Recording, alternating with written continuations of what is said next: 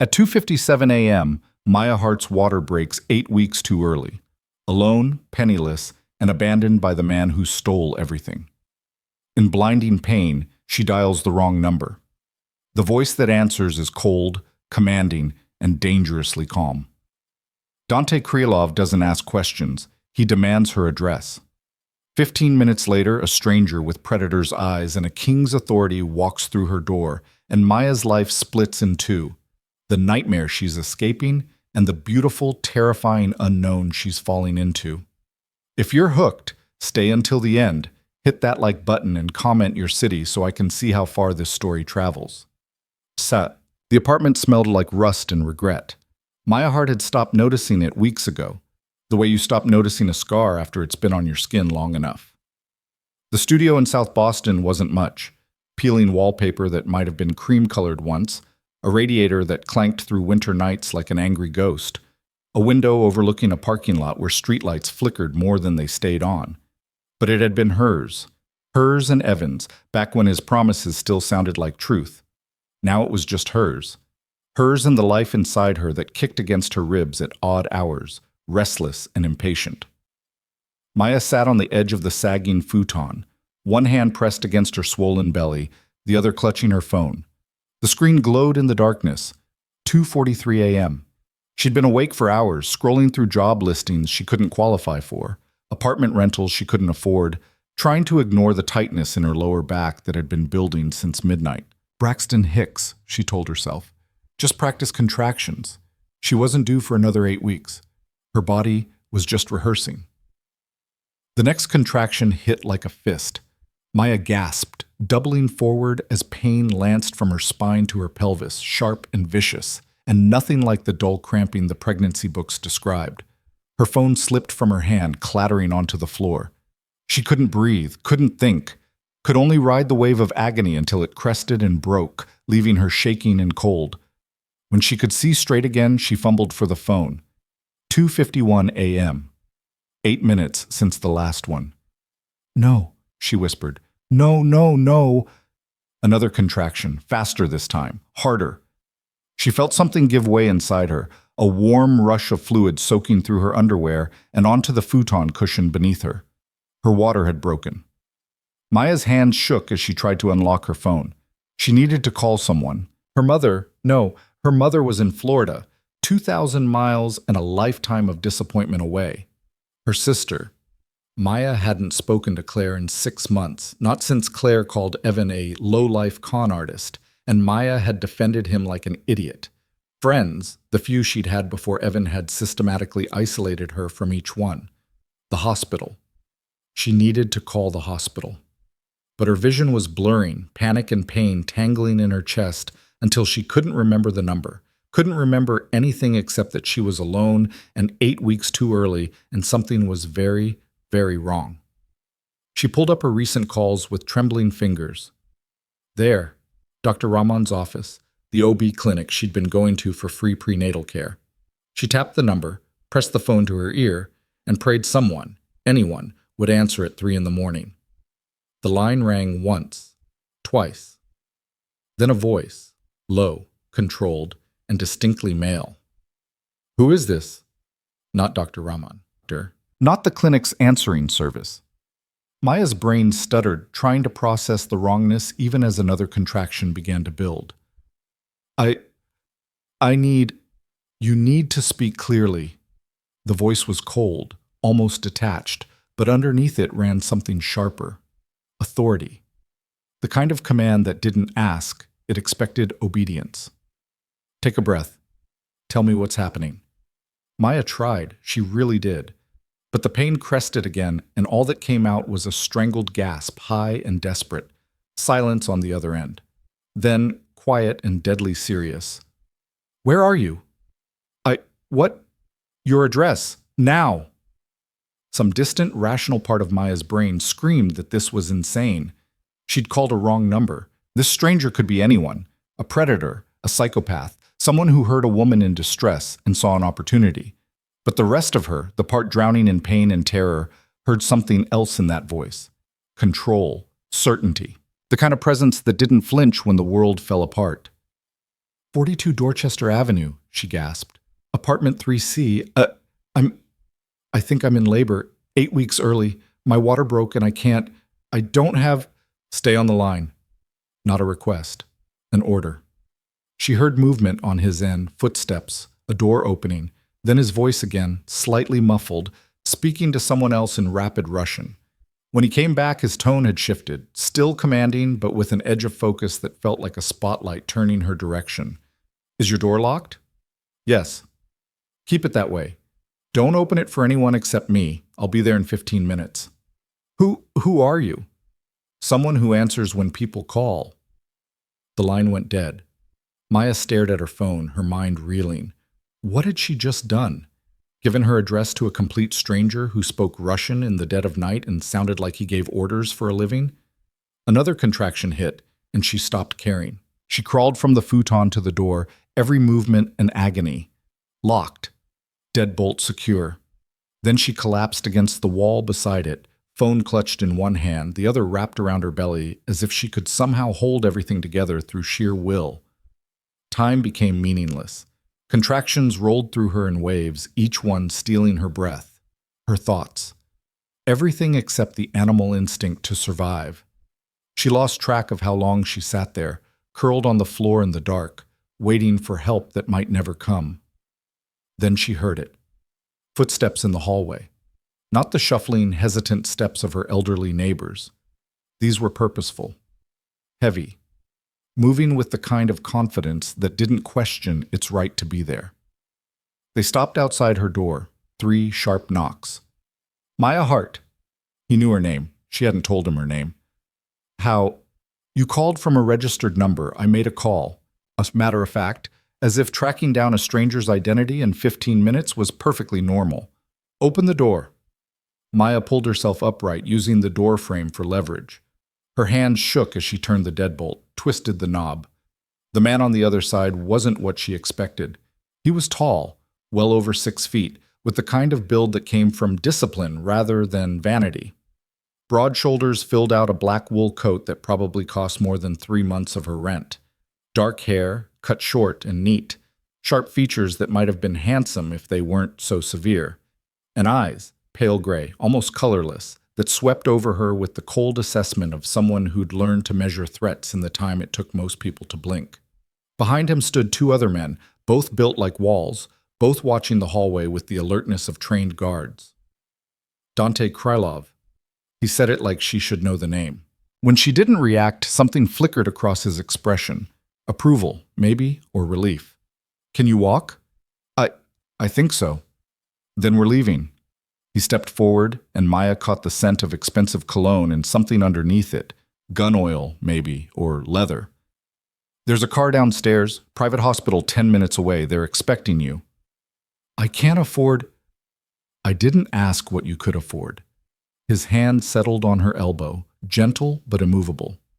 You called me. That makes this my problem now. Maya wanted to argue, wanted to ask 1,000 questions, but another contraction seized her, vicious enough to buckle her knees, and Dante caught her weight like it was nothing. Nikolai, he said, and one of the men behind him moved immediately, stepping into the apartment. Get her things. Anything she needs for a hospital stay. I don't have. Maya gasped. There's nothing. Nikolai was already moving through her studio with brutal efficiency, gathering the pitifully few items she owned, a worn backpack, the second-hand maternity clothes draped over a chair, her wallet, and keys from the counter. Dante kept his hand on her arm, supporting her weight as he guided her toward the door. The contractions. How far apart? 5 minutes? Maybe less? His jaw tightened almost imperceptibly. We need to move. The hallway blurred. The stairs. Dante half carried her down them, his strength making her feel weightless despite her pregnant bulk. The lobby with its broken mailboxes and flickering fluorescent lights. Then the cold night air hit her face, shocking and clarifying. A black SUV idled at the curb, sleek and expensive and utterly out of place in this neighborhood. The third man, younger than Nikolai, with nervous energy, held the back door open. Dante guided Maya inside, sliding in beside her. The interior smelled like leather and money. Nikolai appeared with her backpack, tossing it into the front seat before climbing in himself. The younger man took the wheel. "St. Catherine's," Dante said. "Call ahead. Tell Dr. Volkov we're 3 minutes out." The SUV pulled away from the curb with smooth precision, and Maya realized she was shaking. Not from cold, from shock, maybe. From the surreal nightmare of the last 20 minutes. "I don't understand," she whispered. "Why are you helping me?" Dante glanced at her, those pale eyes unreadable. "You made a call in the middle of the night, desperate, afraid, alone." He said each word like a statement of fact. "I know what that sounds like. I know what it means when someone has no one else to turn to. But you don't know me. No." He reached into his coat, pulling out a phone, a different one, sleek and expensive. He tapped something, then showed her the screen. Her own face stared back at her from what looked like a database entry. Her name, her address, employment history, even a note about her pregnancy. Maya's blood went cold. I make it my business to know who calls me, especially at 3 in the morning. He pocketed the phone. Maya Hart, 26, former barista at 3 different shops before you couldn't work anymore. No family support, no insurance. Baby's father. His expression went flat, dangerous. Evan Mercer, gone for 6 weeks, cleared out your shared account on his way out the door. She couldn't breathe. "You know about Evan?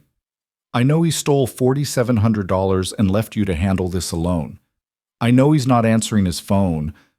I know—" He stopped, studying her face. "I know you called the wrong number tonight, but maybe it was the right one." The SUV pulled up to a gleaming building that definitely wasn't any public hospital Maya had ever seen. St. Catherine's looked like a luxury hotel, all glass and modern architecture, with a discreet entrance lit by warm lights.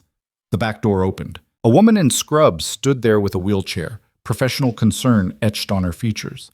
"Miss Hart, I'm Dr. Volkov. Let's get you upstairs." Everything moved fast after that. The wheelchair, the elevator, a private room that looked nothing like the overcrowded maternity ward Maya had toured at the public hospital. Soft lights, comfortable furniture, medical equipment that gleamed like it had been installed yesterday. Nurses appeared, gentle and efficient, helping her into a hospital gown, getting her onto the bed, attaching monitors. Dr. Volkov examined her with quick, expert hands while asking questions in a calm voice. When did the contractions start? When did her water break? Any bleeding? Any pain besides the contractions? Through it all, Dante stood by the window, a dark silhouette against the city lights, silent and watchful. 32 weeks, Dr. Volkov said finally, pulling off her gloves. "Baby's in distress. Heartbeat strong but irregular. We need to do an emergency C-section." Terror flooded Maya's chest. Will she be okay?" "The NICU here is excellent. We'll take good care of both of you." Dr. Volkov's eyes were kind. "But we need to move now." Maya nodded, numb. The nurses began prepping her, moving with practiced efficiency. Someone started an IV. Someone else explained the anesthesia. Then Dante was beside the bed, those pale eyes locked on hers. "What's her name?" he asked quietly. "Who?" "Your daughter. You keep saying she. You've already picked a name." Maya blinked back tears. "Rose. I was going to name her Rose." "Rose." He said it like he was committing it to memory. Then, unexpectedly, his hand covered hers where it rested on the bed rail. His skin was warm, his grip solid. "Listen to me, Maya. I've made a call. The best neonatal team in Boston is on their way here right now. Rose is going to be fine. You're going to be fine. And when you wake up, I'm going to find Evan Mercer and make him wish he'd stayed." "You don't have to." "I know." His thumb brushed across her knuckles once. "But I'm going to anyway." They wheeled her toward the operating room, and the last thing Maya saw before the drugs pulled her under was Dante Krylov standing in the doorway, watching her go like a sentinel who'd decided she was worth guarding.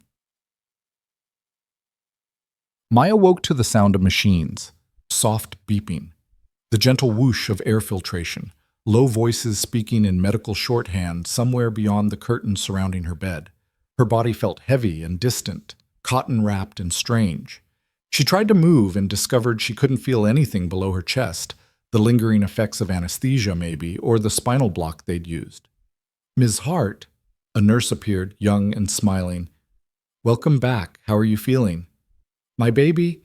"In the NICU, 4 pounds, 2 ounces, breathing on her own with a little help. Dr. Volkov will be in shortly to give you the full update, but Rose is doing beautifully." Rose, her daughter, real, alive. Maya started crying and couldn't stop. The nurse handed her tissues, rubbed her shoulder, murmured reassurances. Eventually the tears slowed and Maya could breathe again. "Can I see her?" "Soon. You need to stabilize first, but we'll get you down there as soon as possible." The nurse checked her vitals, made notes on a tablet. "You've got a visitor, by the way. He's been here since you went into surgery. Hasn't left." Maya didn't need to ask who. "Send him in." Dante Krylov entered like he owned the room. Not arrogant, just certain of his right to occupy space. He'd shed the wool coat, revealing a crisp white shirt with the sleeves rolled to his elbows. Even exhausted, even rumpled, he looked like someone who commanded empires. "How long was I out?" Maya asked. 4 hours. The surgery went well. No complications."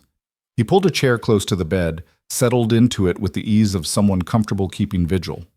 "Rose is stable, small, but strong. The doctors expect a full recovery." "Thank you." The words felt absurdly inadequate. "I don't know how to... I can't repay you for this." "I didn't do it for repayment." "Then why?" He was quiet for a moment, studying her with those unsettling pale eyes. "My mother went into labor alone," he said finally. "My father was already dead. She had no money, no support, no one willing to help a pregnant Russian immigrant in a city that didn't want her. She walked 4 miles to a free clinic and gave birth in a hallway because they wouldn't admit her without insurance." His jaw tightened. "She died 3 days later from an infection they didn't bother to treat." Maya's throat closed. "Dante, I was raised by the streets after that. Learned young that the world doesn't care about desperate people unless someone makes it care." He leaned forward, elbows on his knees. "You called for help. I answered. It's that simple." "It's not simple. You're..." She gestured vaguely at him, at the private hospital room, at everything he represented. "You do this kind of thing often? Rescue strangers at 3 in the morning?" "No." A slight, humorless smile. "You're the first person who's ever misdialed my number and changed the course of their night." "What number was I trying to call?" "Your OB clinic. You transposed 2 digits." He pulled out his phone, showed her. The numbers were nearly identical, just a 7 where there should have been a 4. Most people would have hung up on a panicked stranger. I'm not most people. No, he definitely wasn't. "Evan," Maya said quietly, "you said you'd find him." Something dangerous flickered across Dante's face. "I have people looking. He's not as invisible as he thinks." "What are you going to do when you find him?" "That depends on what he's done." Dante's tone went flat, cold. "Stealing from you is bad enough. But my people did some digging while you were in surgery. Evan Mercer has debts, serious ones, the kind men don't walk away from without consequences." Maya's stomach turned. "What kind of debts?" "The kind that involve people who don't care about legality. He borrowed money from a loan shark connected to organized crime, used your relationship as collateral, told them you had family money he could access once you were married." Dante's eyes were chips of ice. "He never intended to stay. He was running a long con, and you were the mark." The betrayal shouldn't have hurt anymore. Evan had already shown her who he was when he emptied their account. But hearing it laid out so clinically, understanding that every kiss, every promise, every moment had been calculated. "I'm such an idiot," Maya whispered. "No, you trusted someone who presented himself as trustworthy. That's not idiocy, it's humanity." Dante stood, paced to the window. "But the people he borrowed from, they're going to come looking for their money, and when they can't find Evan, they might look for you." Fear, cold and sharp, cut through the anesthesia fog. "What do I do?" "You let me handle it." He turned back to face her. "I have resources, connections, the kind of influence that makes problems disappear." A pause. But I need something from you first. Here it comes, Maya thought, the real price. Nothing in this world was free, especially not help from men who spoke Russian in the dark and knew how to make people vanish. What do you want? Information. Everything Evan told you about his work, his friends, places he went. Anything that might tell me where he ran. Dante's expression softened slightly. I'm not asking you to betray him. He already betrayed you. I'm asking you to help me protect yourself and Rose. Maya nodded slowly. He worked in IT freelance consulting, he said. Corporate security systems, data management, that kind of thing.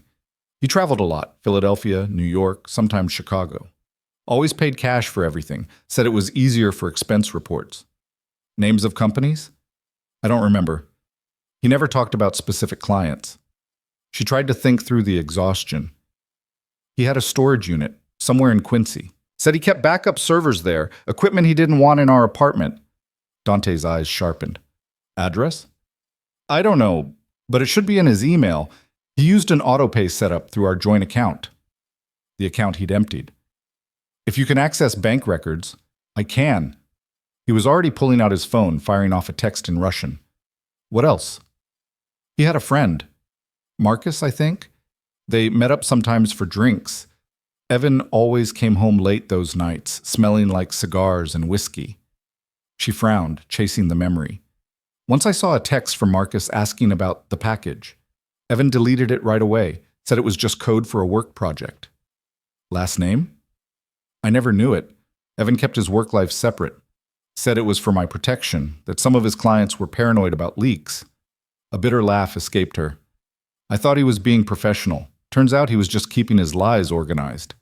Dante moved back to the chair, sat down. You're doing well. Keep going. Anything else? Places, patterns, unusual behavior? Maya closed her eyes, sifting through months of memories she'd been trying to forget. There was one night, maybe 2 months ago. He came home in the middle of the night, 4 a.m., completely wired, paranoid, kept checking the windows, the door locks, wouldn't tell me what was wrong, just said he'd made a mistake and needed to fix it before they noticed. He wouldn't say, but the next morning he was gone for 12 hours. Came back with a flash drive on his keychain, one of those encrypted ones with the fingerprint scanner. Said it was a backup of important files. She opened her eyes. I never saw it again after that night. He must have hidden it somewhere. Dante's phone buzzed. He glanced at the screen and something in his expression shifted. Satisfaction mixed with something harder. What is it? My people found the storage unit. They're moving on it now. He stood. I need to go. There are things that require my personal attention. Wait. Maya reached out without thinking, her hand catching his wrist. He stilled immediately, looking down at where her fingers circled his arm.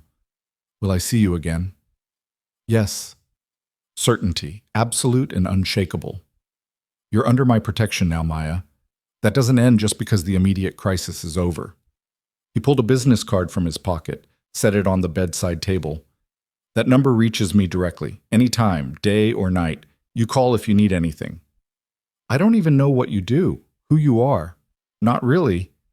A ghost of a smile. I'm someone who keeps his promises. That's all you need to know for now.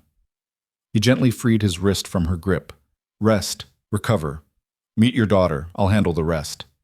He was at the door when Maya called after him. Dante? He paused, looked back. Thank you for answering the wrong number.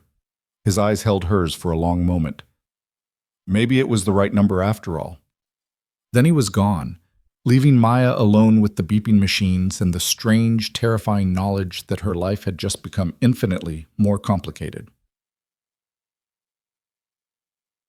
They brought Rose to her 3 hours later. Maya's daughter was so small, tiny and red and perfect, swaddled in soft blankets with a knit cap covering her fuzzy dark hair. Tubes and wires connected her to monitors, tracking every breath, every heartbeat, but her eyes were open, dark and alert, staring up at Maya with solemn focus.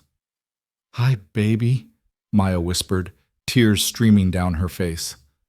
Hi, Rose. I'm your mama. The NICU nurse, an older woman with kind eyes, adjusted the wires carefully. She's a fighter, this one. Already breathing better than we expected. Another few weeks in here, and she'll be ready to go home. Home. Maya didn't have a home anymore.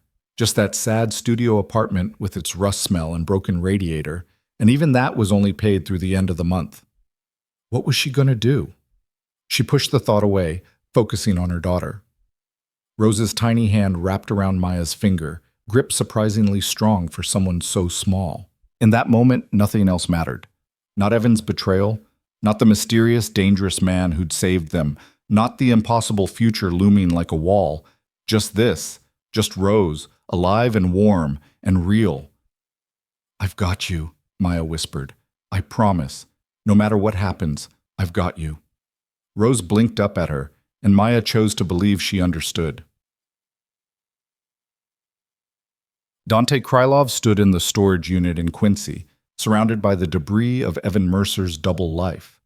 Nikolai had the place torn apart, filing cabinets emptied, hard drives pulled from servers, boxes of documents scattered across the concrete floor. The freelance IT consultant had been busy. Corporate espionage, by the look of it, data theft, sensitive information pulled from a dozen different companies, all carefully organized and labeled. "Boss?" Nikolai held up a slim flash drive, the kind with biometric encryption. "Found it taped under a desk drawer." Dante took it, turning it over in his hand. This was what Evan had been so paranoid about, what he'd made a mistake about, what people might kill to possess. "Can we crack it?"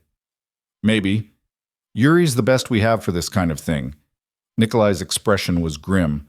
"But if this is what I think it is..." Then Evan Mercer wasn't just running from loan sharks. Dante pocketed the drive. He was running from everyone. His phone buzzed. Unknown number. He answered with caution. "Yes?" "Mr. Krylov?" A woman's voice, smooth and cultured, with an accent he couldn't quite place. "I believe you have something that belongs to me." Every instinct went on high alert.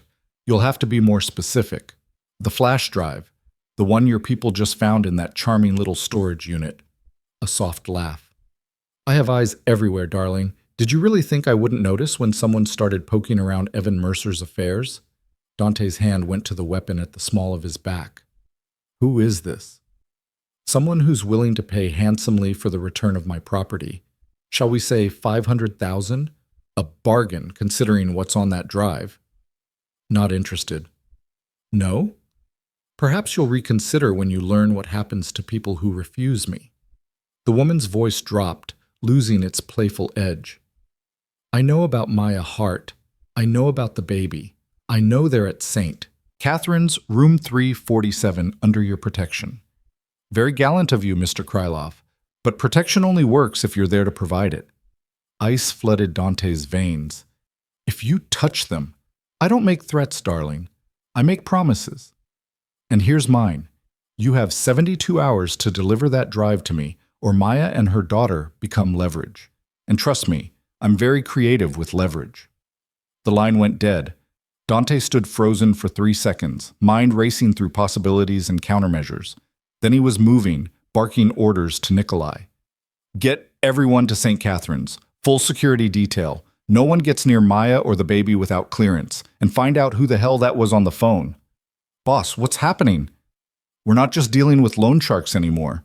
Dante headed for the exit at a run. "We're in the middle of something much bigger, and Maya Hart just became the most valuable person in Boston." The hospital room had become a fortress by the time Maya woke from her second round of sleep. 2 men in dark suits stood outside her door, silent and watchful. Another sat in the chair by the window, reading something on a tablet but glancing up every time someone passed in the hallway. When a nurse came to check her vitals, she had to show ID and explain her purpose before they let her through. Maya's head swam with exhaustion and confusion. "What's going on?" The nurse, a different one from before, older and unflappable, adjusted her IV with practiced efficiency. "Mr. Krylov's orders said you needed extra security." She smiled like armed guards were a normal part of postpartum care. "Vitals look good. Dr. Volkov will be by in an hour to discuss your discharge plan." "Discharge already? You had a C-section 12 hours ago, honey. Most women stay 2 to 3 days, but with the baby in NICU, you'll have flexibility." She checked the incision through Maya's gown, nodded approval. Healing nicely. You're young and strong. Just take it easy and follow the restrictions. No lifting, no stairs if you can help it. Lots of rest. Rest, as if Maya's life had any space for that concept anymore. The nurse left, and Maya was alone with the guard by the window. He didn't introduce himself, didn't acknowledge her presence beyond a slight nod, just went back to his tablet like she was a package he'd been assigned to watch. Her phone sat on the bedside table, her old, cracked phone that had started this whole nightmare. Maya picked it up, thumb hovering over the screen. She should call someone. Her mother, maybe, despite the years of tension and disappointment between them. Or Claire, her sister who'd been right about Evan all along. But what would she say? Hi, I had the baby 8 weeks early because I went into stress-induced labor after my boyfriend stole my money and disappeared, and now I'm under the protection of a mysterious Russian man who may or may not be involved in organized crime? She set the phone down. The door opened again. Not a nurse this time.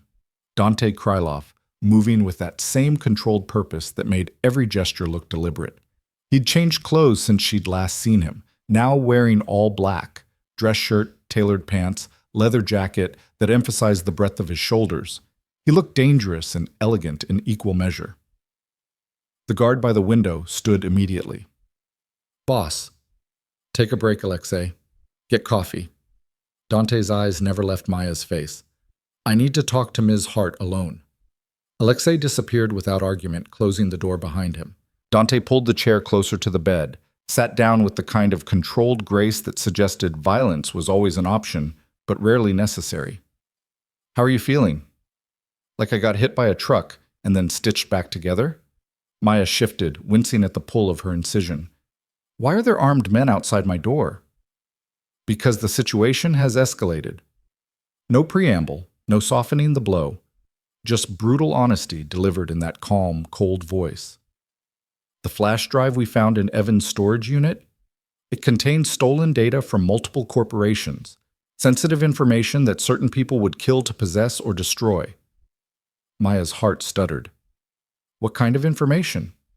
Financial records, proprietary technology specs, communications between executives and their offshore accounts.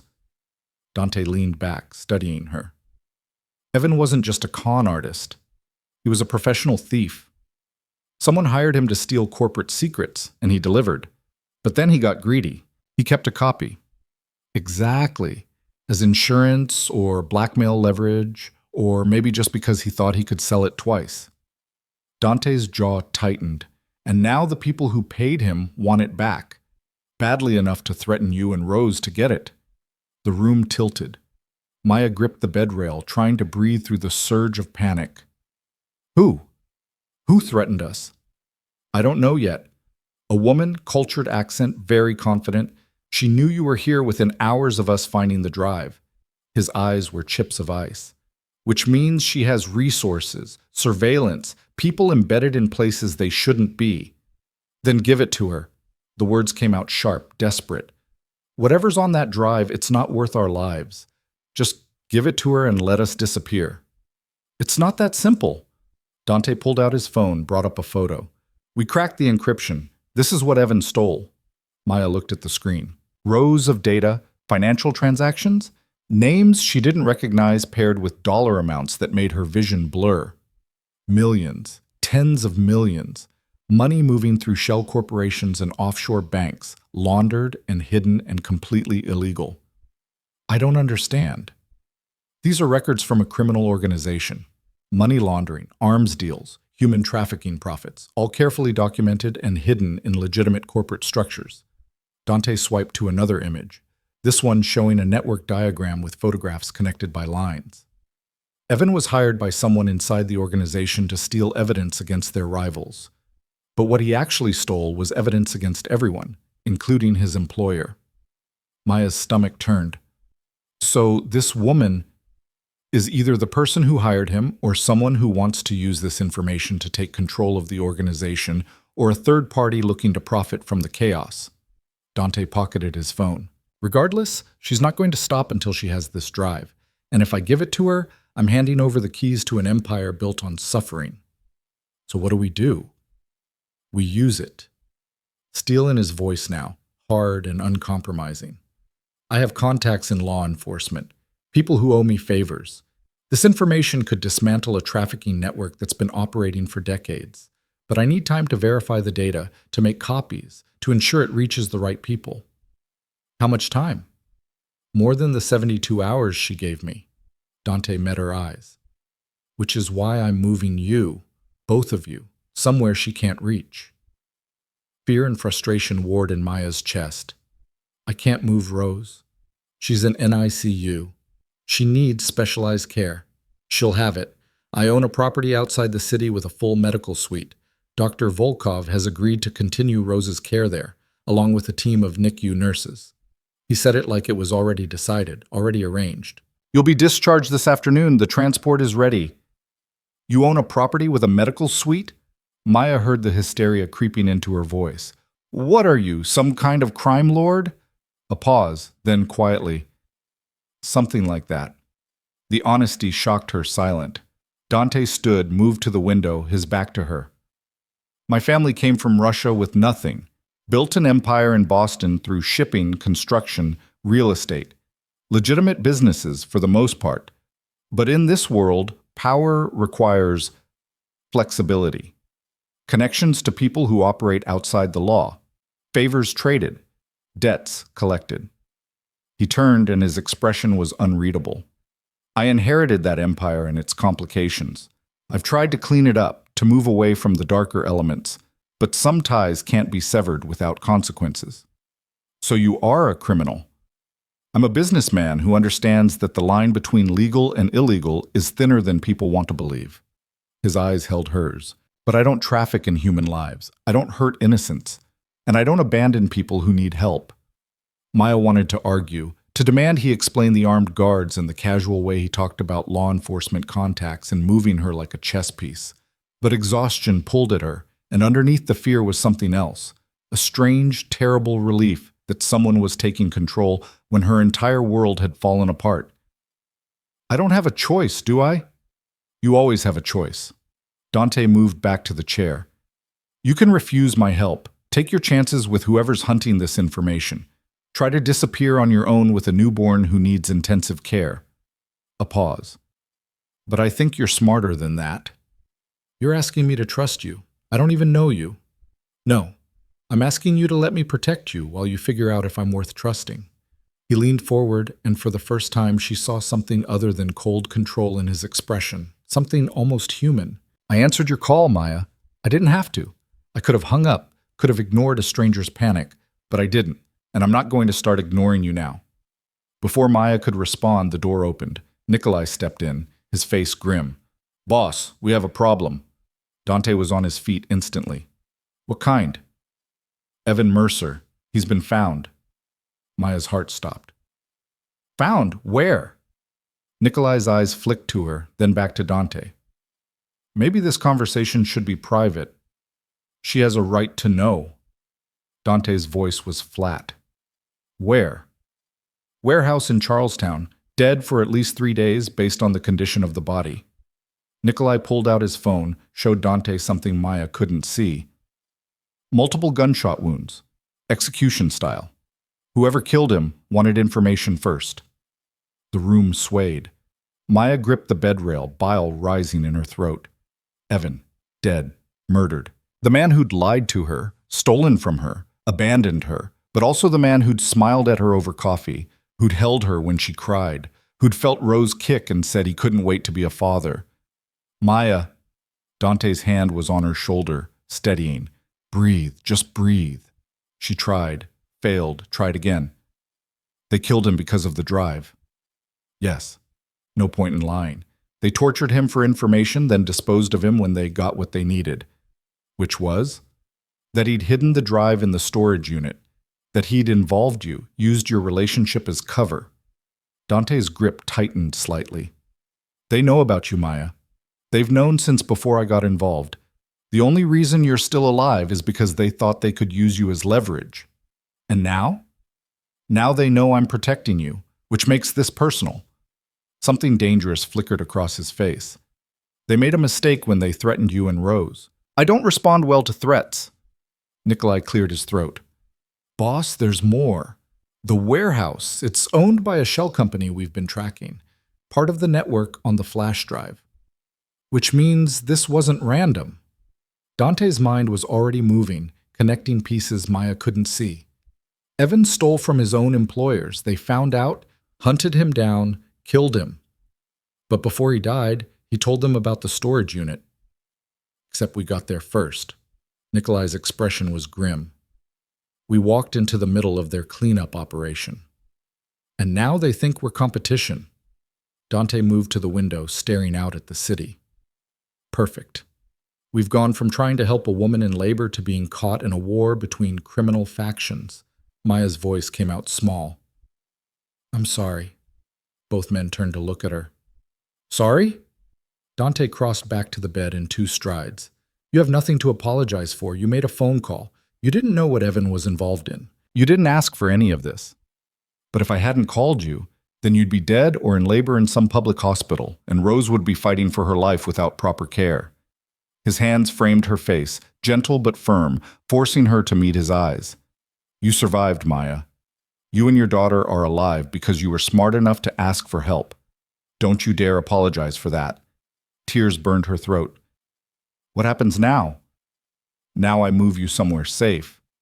Then I figure out who this woman is and what she really wants. Dante released her, straightened. Nikolai, get the transport ready. I want Maya and the baby out of here within the hour. The baby's not stable enough, Maya started. Dr. Volkov cleared her for transport. The medical team is prepping her now. Dante was already moving toward the door. You'll see her before we leave. Say goodbye to this room, pack whatever you need. We're not coming back. He was gone before Maya could argue, Nikolai following close behind. She sat alone in the suddenly empty room, trying to process the impossible reality of her life. Evan was dead, murdered, and she was about to be moved to some unknown location by a man who admitted he was a criminal, all because of a flash drive full of stolen data she'd never known existed. This was insane. But the alternative, staying here, vulnerable, waiting for whoever killed Evan to come for her, was worse. Maya pushed herself upright, ignoring the pull of her incision. She had an hour. An hour to see her daughter, to gather her pathetically few belongings, to prepare for whatever came next. She thought about calling her mother, her sister, anyone who might care that her life had just imploded. But what would she say? How could she explain this mess to people who'd never understood her choices to begin with? In the end, she didn't call anyone. She just moved forward because that was the only direction left. The NICU was a maze of soft lights and quiet beeping, tiny lives fighting in plastic incubators while machines did the breathing they couldn't manage alone. Rose was in the corner, surrounded by monitors, still so small and fragile it hurt to look at her. Dr. Volkov stood beside the incubator making notes. She looked up when Maya approached, her expression professionally kind. Ms. Hart, your daughter's doing well. Breathing stats have improved significantly in the last 6 hours. Maya stared at Rose through the plastic, her daughter's tiny chest rising and falling with mechanical assistance. Dante said you're moving us, that you're coming with us. I've agreed to continue Rose's care in a private setting, yes. Dr. Volkov set down her tablet. Mr. Krylov has assured me the medical facilities will be comparable to what we have here. Better in some ways. More personalized attention, fewer infection risks. You work for him? I work for St. Catherine's, which receives significant funding from Krylov Enterprises. A slight smile. But I agreed to this arrangement because I believe it's in Rose's best interest. Whatever situation you found yourself in, your daughter deserves the best possible care. She deserves a normal life? Normal is overrated when the alternative is dangerous. Dr. Volkov opened the incubator, checked the leads and tubes with expert hands. You can hold her for a few minutes before we go. Skin-to-skin contact is good for premature infants. Maya's hands shook as the doctor lifted Rose from the incubator, carefully arranging tubes and wires, then settled the tiny bundle against Maya's chest. Rose was warm and impossibly light, her whole body fitting in Maya's 2 hands. Hi, baby girl, Maya whispered. It's okay. Mama's got you. Rose's eyes opened, dark and unfocused, but seeing. One tiny hand escaped the blanket, fingers spreading against Maya's skin. Everything else fell away. The fear, the confusion, the impossible situation spiraling beyond her control. In this moment, there was only Rose, alive and warm and trusting, depending on Maya to keep her safe. "I won't let anything happen to you," Maya promised. "I don't care where we have to go or who I have to trust. You're going to be okay." Rose's fingers curled, gripping nothing, and Maya felt her heart break and rebuild around this new, terrifying love. A hand touched her shoulder. Dante stood beside her, his expression softened by something Maya couldn't name. "It's time," he said quietly. Maya nodded, blinking back tears. Dr. Volkov took Rose gently, returned her to the incubator. 2 nurses appeared with a specialized transport unit, a mobile NICU essentially, complete with monitoring equipment and oxygen support. They worked quickly, transferring Rose from the stationary incubator to the portable unit, checking every connection twice. Maya watched, helpless, as her daughter disappeared behind plastic and machinery again. "The ambulance is waiting," Dr. Volkov said. "We'll take her down first, get her settled. Then Mr. Krylov will bring you." "I want to stay with her." "You just had major surgery." The doctor's tone was firm but kind. "You'll be with her in 15 minutes, I promise." They wheeled Rose away, and Maya felt the absence like a physical wound. Dante's hand found hers. "Come on, let's get you ready." The trip back to her room was a blur. Nikolai had already packed her things, the pathetic collection of secondhand clothes, her worn backpack, the wallet with $17, and a maxed-out credit card. Everything she owned in the world fit in one bag. A wheelchair waited. Maya wanted to argue, to insist she could walk, but the exhaustion was too heavy. She sank into it, and Dante pushed her toward the elevator. "Where are we going?" she asked. "My family's estate, an hour north of the city, of secure, private, defensible." The elevator descended smoothly. "You'll have your own suite, medical staff on site 24 hours. Anything you or Rose need. And in exchange? In exchange, you stay alive long enough for me to end this." The elevator doors opened onto an underground parking garage. "That's all I'm asking, Maya. Just survive." A black SUV waited, engine running. Nikolai held the back door open. Dante helped Maya from the wheelchair into the vehicle, his hands gentle despite their strength. "The ambulance?" Maya asked.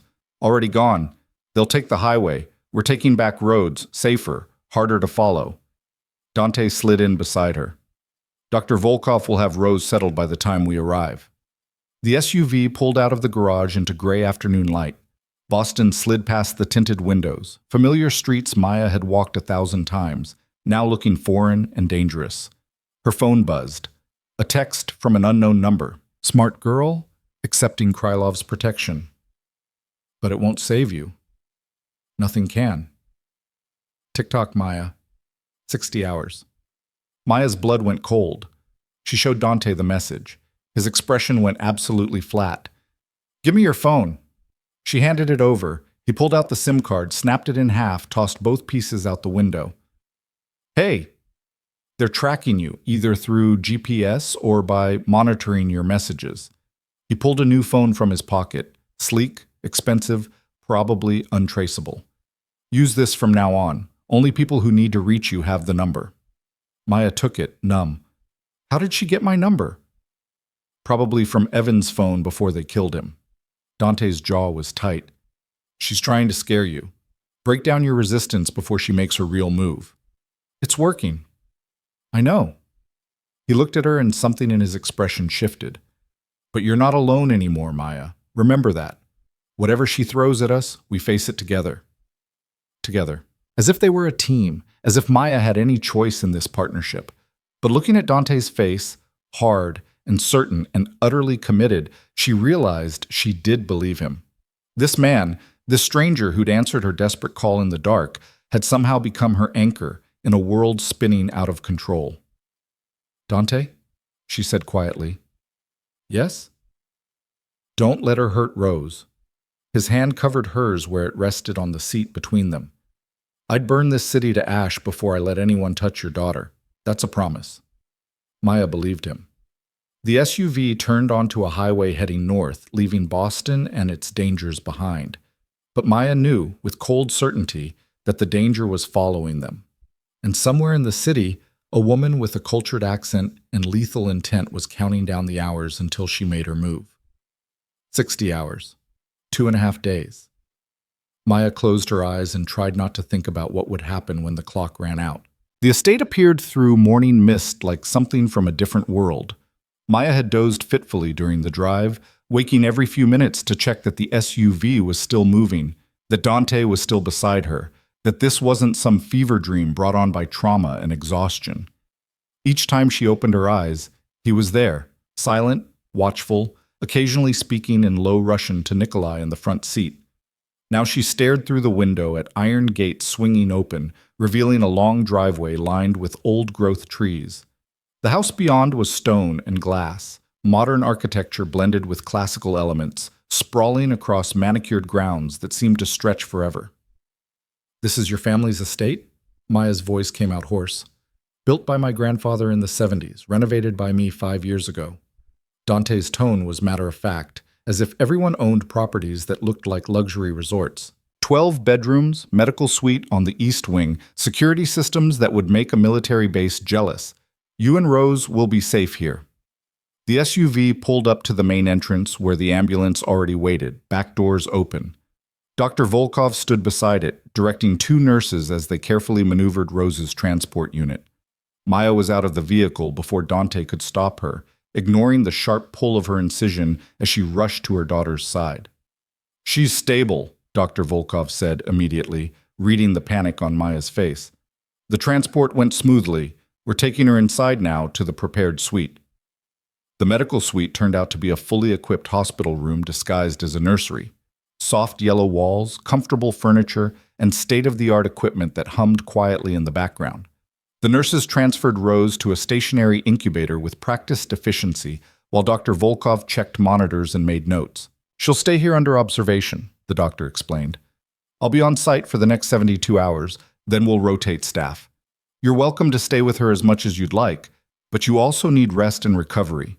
Maya couldn't take her eyes off Rose, so small in the incubator, surrounded by tubes and wires that kept her alive. "I want to stay." "There's a bed." Dr. Volkov gestured to a comfortable-looking daybed near the window. "Get settled. I'll come back in an hour to check on both of you." The medical staff filtered out, leaving Maya alone with her sleeping daughter and the soft beeping of monitors. She sank onto the daybed, every muscle in her body suddenly screaming with exhaustion. A knock at the door. Dante entered carrying her backpack, moving with that same controlled grace that made him seem larger than the space he occupied. "Your things," he said, setting the bag beside her. "There's a suite prepared for you down the hall. Private bathroom, comfortable bed, anything you need. But I understand if you want to stay here tonight." "Thank you." The words felt inadequate. "For all of this, I don't know how I'll ever repay you." "I told you, I don't want repayment." He moved to the incubator, studied Rose with an expression Maya couldn't read. "She looks stronger already." "She's a fighter." Pride and terror mixed in Maya's chest. She had to be, to survive being born into this mess. She didn't survive alone. You fought for her. Dante turned, his pale eyes serious. "Don't diminish what you've done, Maya. You kept yourself and your daughter alive through impossible circumstances. That takes strength most people don't have." Maya wanted to believe him, but all she felt was scared and overwhelmed and so tired she could barely think straight. "Get some rest," Dante said quietly. "I have things to handle, but there are guards outside your door. Anything you need, just ask." "Wait." Maya stood swaying slightly. "The woman who threatened us, do you know who she is yet?" His expression went cold. "My people are working on it. She's careful, uses disposable phones and encrypted communications. But everyone makes mistakes eventually. We'll find her." "Before the 60 hours run out?" "Yes. Absolute certainty. I promise you, Maya. I will end this before she can touch you or Rose." He left, and Maya was alone with her daughter and the weight of everything that had happened in the last 24 hours. Evan was dead. She was hiding in a crime lord's estate. Armed guards stood between her and the world. And somewhere out there, A woman with a cultured voice and deadly intent was counting down the hours until she made good on her threats. Maya lay down on the daybed, telling herself she'd just close her eyes for a minute. She woke to voices, low and urgent, speaking Russian outside the door. The room was dark except for the soft glow of Rose's monitors. Maya's internal clock told her it was late, past midnight maybe. She'd slept for hours. Rose was still sleeping peacefully in her incubator, chest rising and falling steadily. Maya checked the monitors, all normal, all stable. Relief flooded through her. The voices outside grew louder, more heated.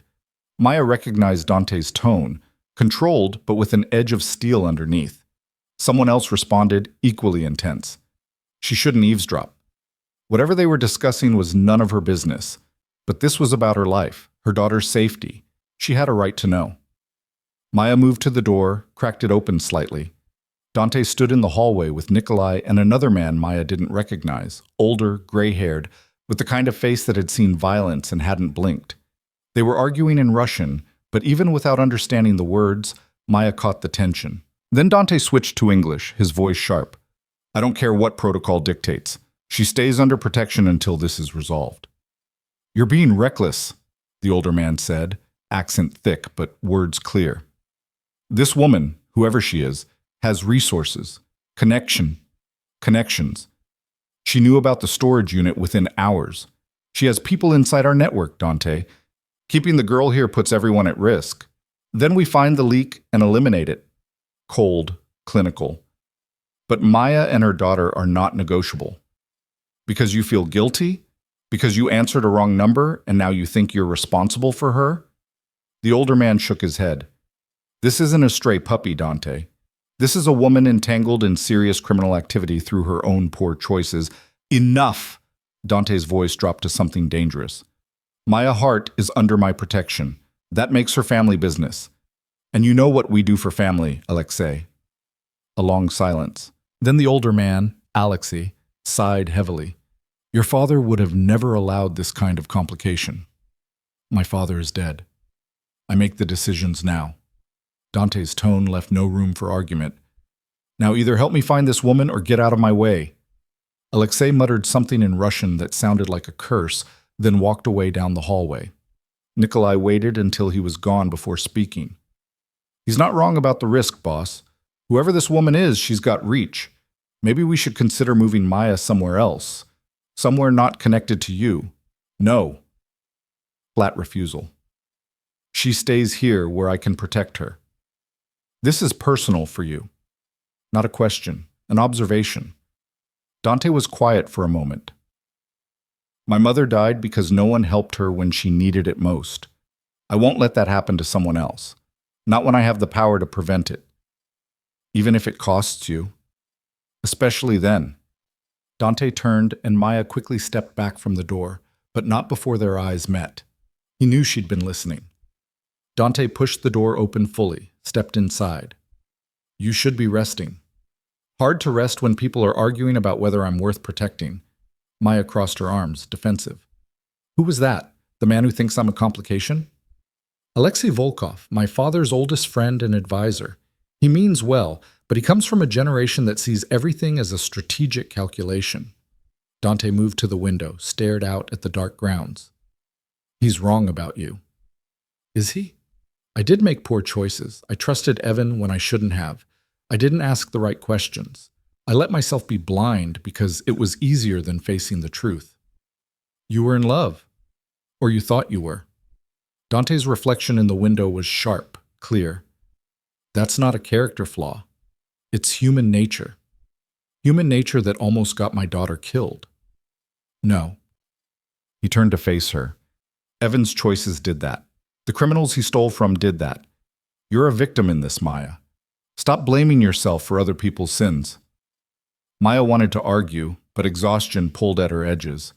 "Why are you doing this? Really? It can't just be about your mother."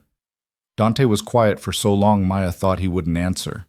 Then quietly, "When you called that night, you sounded like the world was ending. Terrified, desperate, alone. And I knew that sound because I've heard it before. In my own voice, when I was 12 years old and my mother was dying and no one would help us." He moved closer, his pale eyes intense. I swore then that if I ever had the power to help someone in that position, I would. No matter the cost, no matter the complications. Even if it puts you at risk? I've been at risk my entire life. This is just one more threat to manage. A ghost of a smile. Besides, I'm very good at making threats disappear. Before Maya could respond, his phone buzzed. Dante glanced at the screen, and his expression went absolutely cold. What is it? Security alert. Someone just tried to breach the perimeter. He was already moving toward the door. Stay here. Lock the door behind me. Don't open it for anyone except me or Dr. Volkov. Dante. But he was gone. Nikolai materializing from somewhere to follow him. Maya locked the door with shaking hands, then moved to Rose's incubator. Her daughter slept on, oblivious to the danger circling them.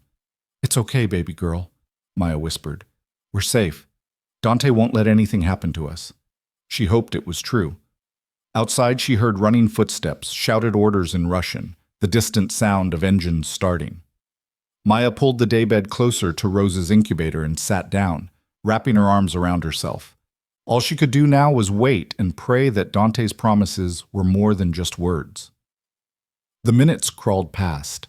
10, 20, 30. Then the door handle rattled. Maya's heart stopped. She'd locked it. No one should be able to... The door swung open.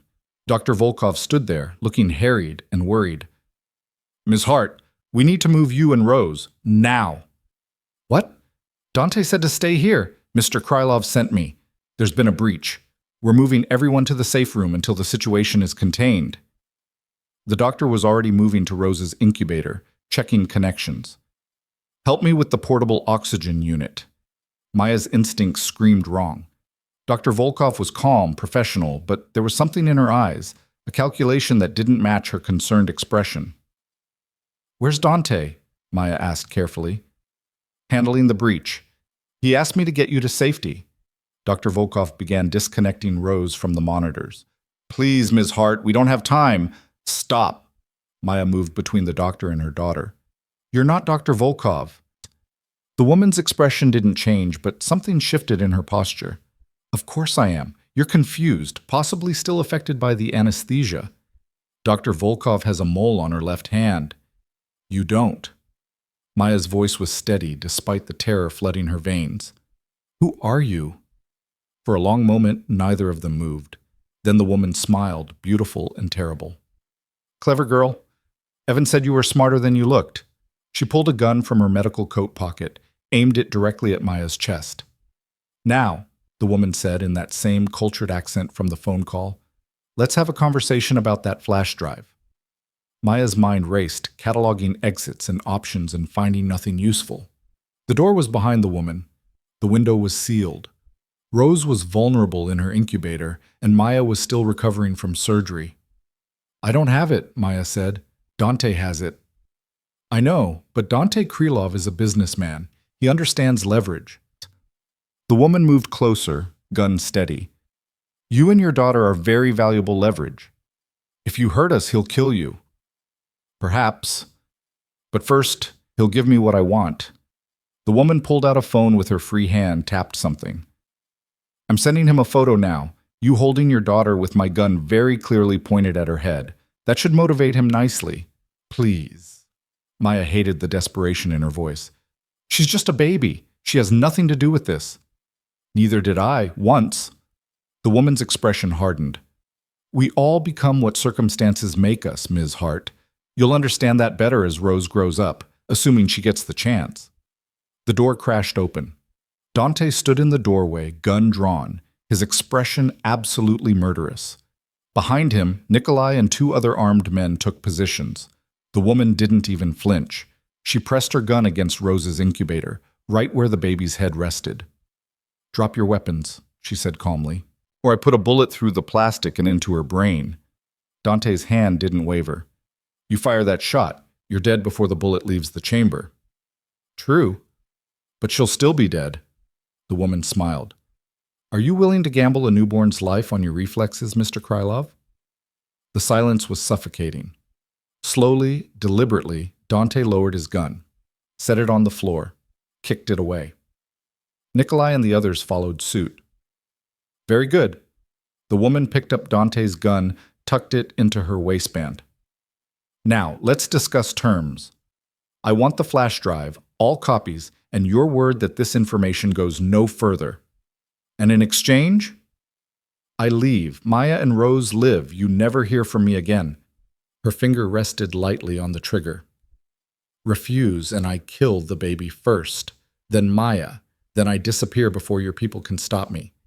Either way, I win. Dante's eyes were ice. Who are you? Does it matter? The woman shrugged. But since we're being civil, Vera Kazar, I run certain operations in this city that your organization has been very careful not to interfere with. Until now. The trafficking network. The laundering operations. Dante's voice was flat. You're the one Evan stole from. Among others, Evan was useful until he got greedy. Then he became a problem that needed solving. Vera glanced at Maya. You have terrible taste in men, Ms. Hart. First a thief and a traitor. Now a criminal who's using you as a shield for his own agenda. Dante saved us. Dante Krylov doesn't save anyone unless it benefits him. He's using you to get to me, to dismantle my network so his organization can expand into my territory. Vera's smile was sharp. Did he tell you that? Did he explain that your suffering is just another business opportunity? Maya looked at Dante, searching his face for denial. She found only cold calculation. Is that true? Her voice broke. Are you using us? It's more complicated than that, Dante said quietly. So yes, betrayal tasted like ash. You're just like Evan, just better at hiding it. No. Dante's eyes locked on hers. Evan used you and threw you away. I'm trying to protect you while also doing something that should have been done years ago, destroying an organization that destroys lives. How noble, Vera's tone was mocking. But nobility doesn't change facts. Give me the drive, Dante, or watch this child die. The gun pressed harder against the incubator, Rose's stirred, tiny face scrunching in discomfort. Maya moved without thinking, placing herself between Vera's gun and her daughter. No, you want leverage? I'm leverage. Let Rose alone. Maya. Dante's voice was strained. Brave. Vera studied her with something like respect. But ultimately pointless. Step aside. No. Ms. Hart, I will shoot you to get to her. Don't test me. Maya's hands shook, but she didn't move. Then you'll have to. Vera's finger tightened on the trigger, and the window exploded inward in a shower of glass. Federal agents poured through the opening, rappelling from the roof, weapons drawn, and voices shouting commands. More crashed through the door, surrounding Vera before she could react. She spun, trying to aim at Rose, but Dante was already moving. He crossed the distance between them in 2 strides, knocked the gun from her hand, drove her to the floor with brutal efficiency. Don't move, an agent shouted, gun trained on Vera's head. Vera Kazar, you're under arrest for human trafficking, money laundering, conspiracy to commit murder. This is a setup, Vera snarled, struggling against Dante's hold. Illegal entry, no warrant. We have all the warrant we need. A woman in an FBI jacket stepped forward, holding up a tablet. Courtesy of the evidence Mr. Krylov provided, financial records, communications, locations of trafficking operations, everything we needed to dismantle your entire network. Vera went still. Then she started laughing, wild and bitter. You played me. This whole thing was a trap. Dante pulled her to her feet, handed her off to the agents. You made it easy. Threatening a woman and her newborn daughter, you gave me exactly the evidence I needed to convince the FBI to move now instead of waiting. The flash drive, Maya whispered, understanding flooding through her. You were never going to give it to her. You were using it to build a case. Yes? Dante turned to her, and his expression was unreadable.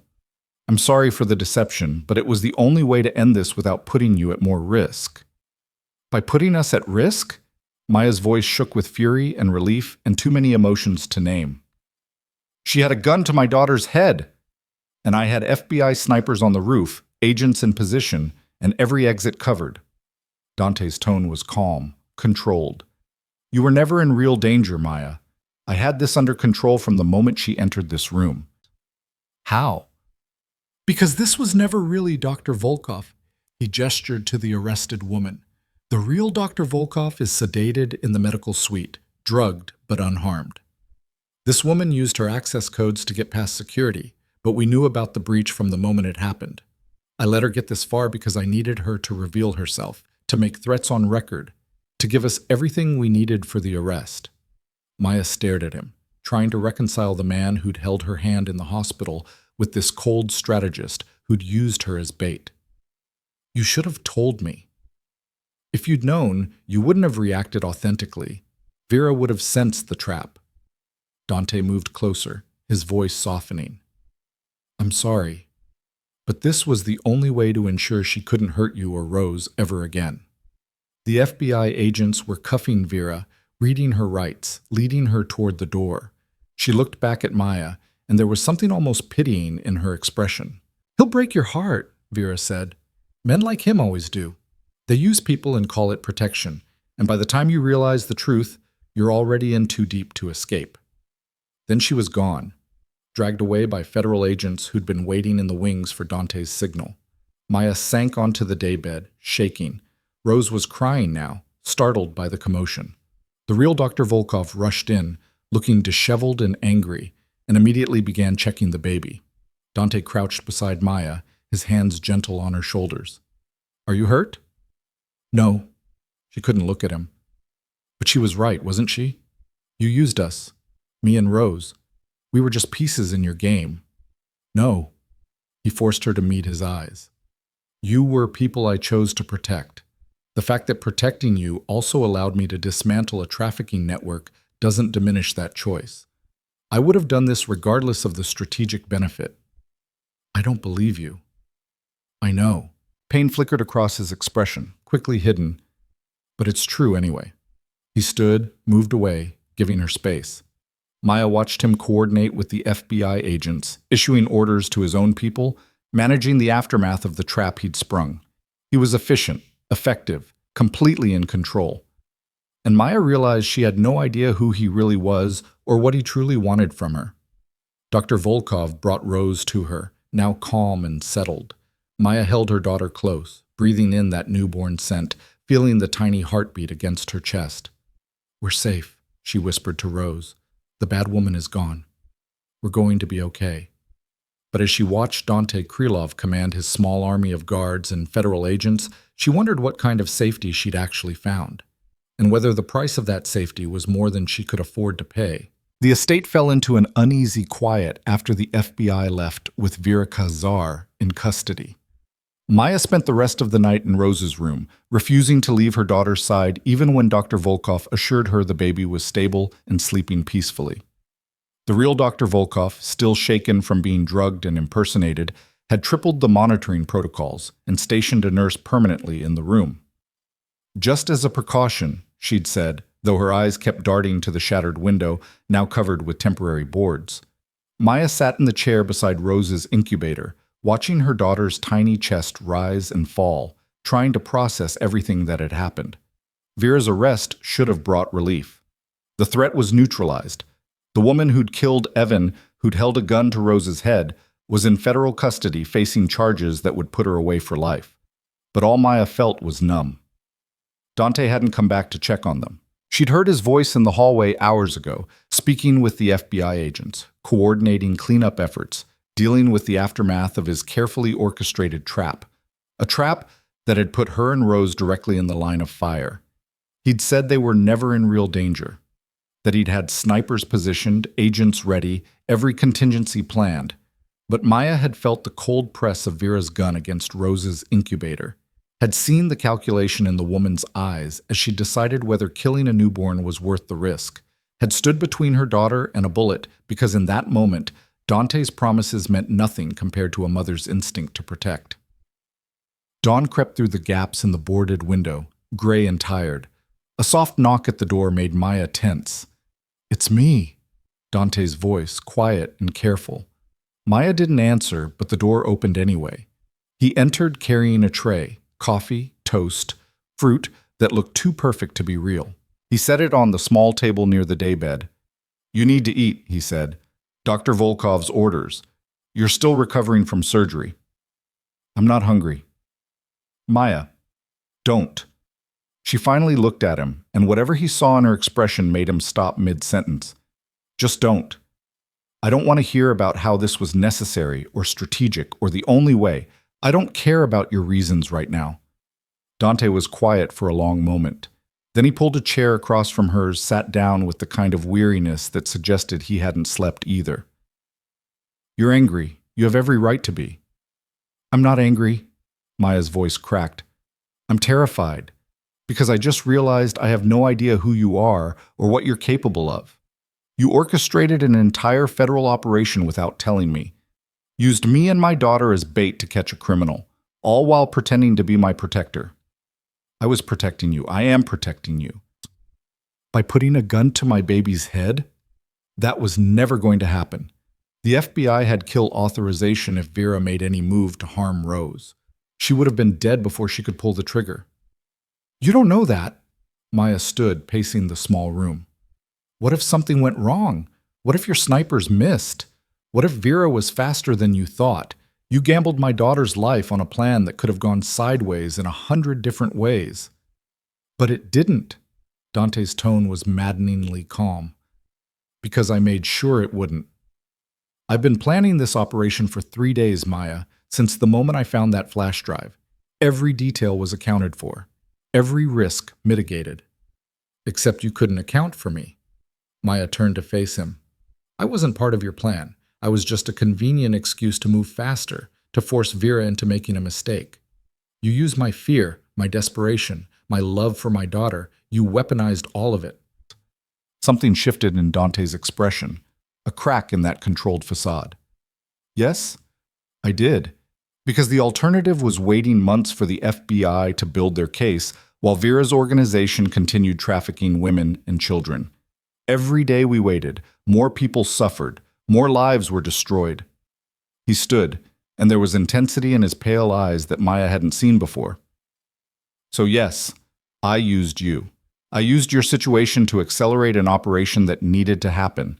And I would do it again because the math is simple. Your temporary fear versus hundreds of lives saved. Don't you dare try to make this about morality. Maya's hands shook. You're not some hero, Dante. You're a criminal who happened to target a worse criminal. That doesn't make you good. I never claimed to be good.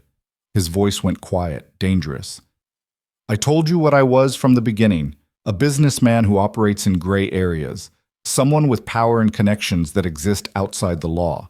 You knew what I was when you accepted my help. I was in labor and terrified. I would have accepted help from anyone. Exactly. Dante moved closer, and Maya forced herself not to step back. You were desperate and alone, and I answered. I could have walked away after getting you to the hospital, could have paid your bills and disappeared, but I didn't. Because despite what you think, I actually give a damn about what happens to you and Rose. Then why does it feel like I'm just another piece on your chessboard? The question hung between them, heavy with everything Maya couldn't say, that she'd started to trust him despite knowing better, that some part of her had believed his promises were more than just strategy, that for a brief moment she'd let herself imagine he actually cared. Dante's jaw tightened. Because maybe you are. Maybe everyone is. Maybe that's what it means to have power in this world, seeing people as resources to be protected or eliminated based on their strategic value. He turned away, stared at Rose's incubator. But you're also the woman who called me in the middle of the night and trusted me to help when you had no reason to. You're the mother who stood between a gun and her daughter without hesitation. You're someone who deserves better than what this world has given you. A pause. And maybe that matters more than strategy. Maya wanted to stay angry, wanted to hold on to her righteous fury and use it as armor against the complicated truth of who Dante Krylov actually was. But exhaustion pulled at her edges, and Rose needed her focused on recovery rather than rage. What happens now? She asked quietly. Now the FBI prosecutes Vera and her network. The flash drive evidence is enough to bring down dozens of people involved in trafficking operations across 3 states. It'll take months, maybe years, but her organization is finished. And Evan? Confirmed dead. The FBI found his body where Nikolai reported it. Cause of death was multiple gunshot wounds after what appears to be extensive torture. Dante's tone was clinical, detached. They're closing his case as a homicide connected to Vera's organization. So he's really gone. Maya didn't know what she felt about that. Relief, maybe. Sadness for the man she'd thought Evan was, even if that man had never really existed. What about his debts? The people he stole from? Dead or arrested? Vera's network was interconnected, loan sharks, data thieves, money launderers, all working together. When she fell, they all fell. Dante finally looked at her again. You're free, Maya. No one's coming after you for Evan's mistakes. The threats are neutralized. Free. The word tasted strange. Except I'm still here, in your estate, under your protection, dependent on your charity. That can change any time you want. You're not a prisoner. But something in his expression suggested he didn't actually want her to leave. But Rose needs another few weeks of specialized care before she's strong enough to leave the NICU environment. Dr. Volkov recommends keeping her here where we can monitor her 24/7. And after that, when Rose is healthy enough to leave? Dante was quiet for a long moment. That's your choice. I can set you up with an apartment, a job if you want one, enough money to get on your feet, or you can stay here. There's plenty of room. Why would I stay? Maya searched his face for answers. What do you get out of keeping us here? Maybe I don't get anything. Maybe I just want to make sure you're actually safe before I let you walk back into a world that hasn't been kind to you. Or maybe you like having someone dependent on you, someone who owes you. The accusation landed like a slap. Dante's expression went completely blank. If that's what you think of me, he said quietly, then maybe you should leave. I'll arrange transport to wherever you want to go. Make sure you and Rose have everything you need. You never have to see me again. He moved toward the door, and Maya felt something twist in her chest, panic mixed with regret. Wait. The word came out before she could stop it. Dante paused, hand on the doorknob. I don't know what I think of you, Maya admitted. You saved my life. You saved Rose. You've given us safety and care when we had nothing. But you also used us, manipulated the situation for your own purposes. I can't reconcile those two versions of you. Maybe they're both true. Dante turned back to face her. Maybe I'm exactly as complicated as I seem, someone who does good things for selfish reasons and selfish things that end up helping people. Maybe the world isn't as simple as heroes and villains. I need time. Maya wrapped her arms around herself. Time to think, to process everything that's happened, to figure out what's best for Rose. Take all the time you need. Dante's voice was gentler now. I'm not going anywhere, and neither is my offer of help, regardless of what you decide about me. He left then, closing the door quietly behind him. Maya sank back into the chair beside Rose's incubator, feeling like she'd been hollowed out and filled with questions that had no good answers. The next 2 weeks passed in a strange limbo. Maya spent most of her time in Rose's room, watching her daughter grow stronger day by day. Rose's lungs improved, her weight increased. The tubes and wires gradually decreased until she was breathing on her own, eating from a bottle, looking more like a real baby and less like a fragile collection of medical interventions. Dr. Volkov pronounced her progress excellent, ahead of schedule even for a preemie born at 32 weeks. She's a fighter, the doctor said, echoing what Maya had known from the beginning. Another week, and she'll be ready to transition to a regular nursery environment. 2 weeks after that, maybe home. Home. Maya still didn't know what that meant. The estate had its own rhythm, guards changing shifts, staff coming and going, Dante appearing and disappearing on business Maya didn't ask about.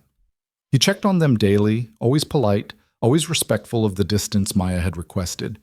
He brought gifts for Rose. Soft blankets, tiny clothes, a mobile that played gentle music. Never asked for thanks or acknowledgement, just left them and retreated. It was driving Maya crazy. She wanted to hate him, wanted to hold on to her anger and use it as justification to leave the moment Rose was healthy enough. But every time she tried to stoke that fury, she remembered the way he'd positioned himself between Vera's gun and them, the absolute certainty in his voice when he promised to protect them, the gentleness in his hands when he'd held her during that first terrifying night. You're thinking too hard, Dr. Volkov said one afternoon, finding Maya staring out the window while Rose napped. I can practically hear the wheels turning. Maya smiled despite herself. Is it that obvious? You've got that look. The one patients get when they're trying to make impossible decisions. The doctor settled into the chair across from her. Want to talk about it? Would you? If you were me? Probably not. I'm very good at keeping my own counsel. Dr. Volkov's expression was kind. But I've known Dante Krylov for 5 years, worked with his organization on various projects, and I can tell you that whatever you think of him, he's not a man who does things halfway. When he commits to something, he sees it through, even if it means using people. Especially then, Dante sees the world as a series of problems that need solving. Sometimes people are part of the solution, sometimes they're the problem itself. It's not personal, it's just how his mind works. Dr. Volkov paused. But with you, I think it's different. Why? Because I've never seen him second-guess himself before. Never seen him check on someone multiple times a day without a strategic reason. Never seen him look at anyone the way he looks at you when he thinks no one's watching. The doctor stood, moved to check Rose's monitors. He cares about you, Maya, in his own complicated, messed up way. Whether that's enough to build trust on, that's something only you can decide. The words stayed with Maya long after Dr. Volkov left.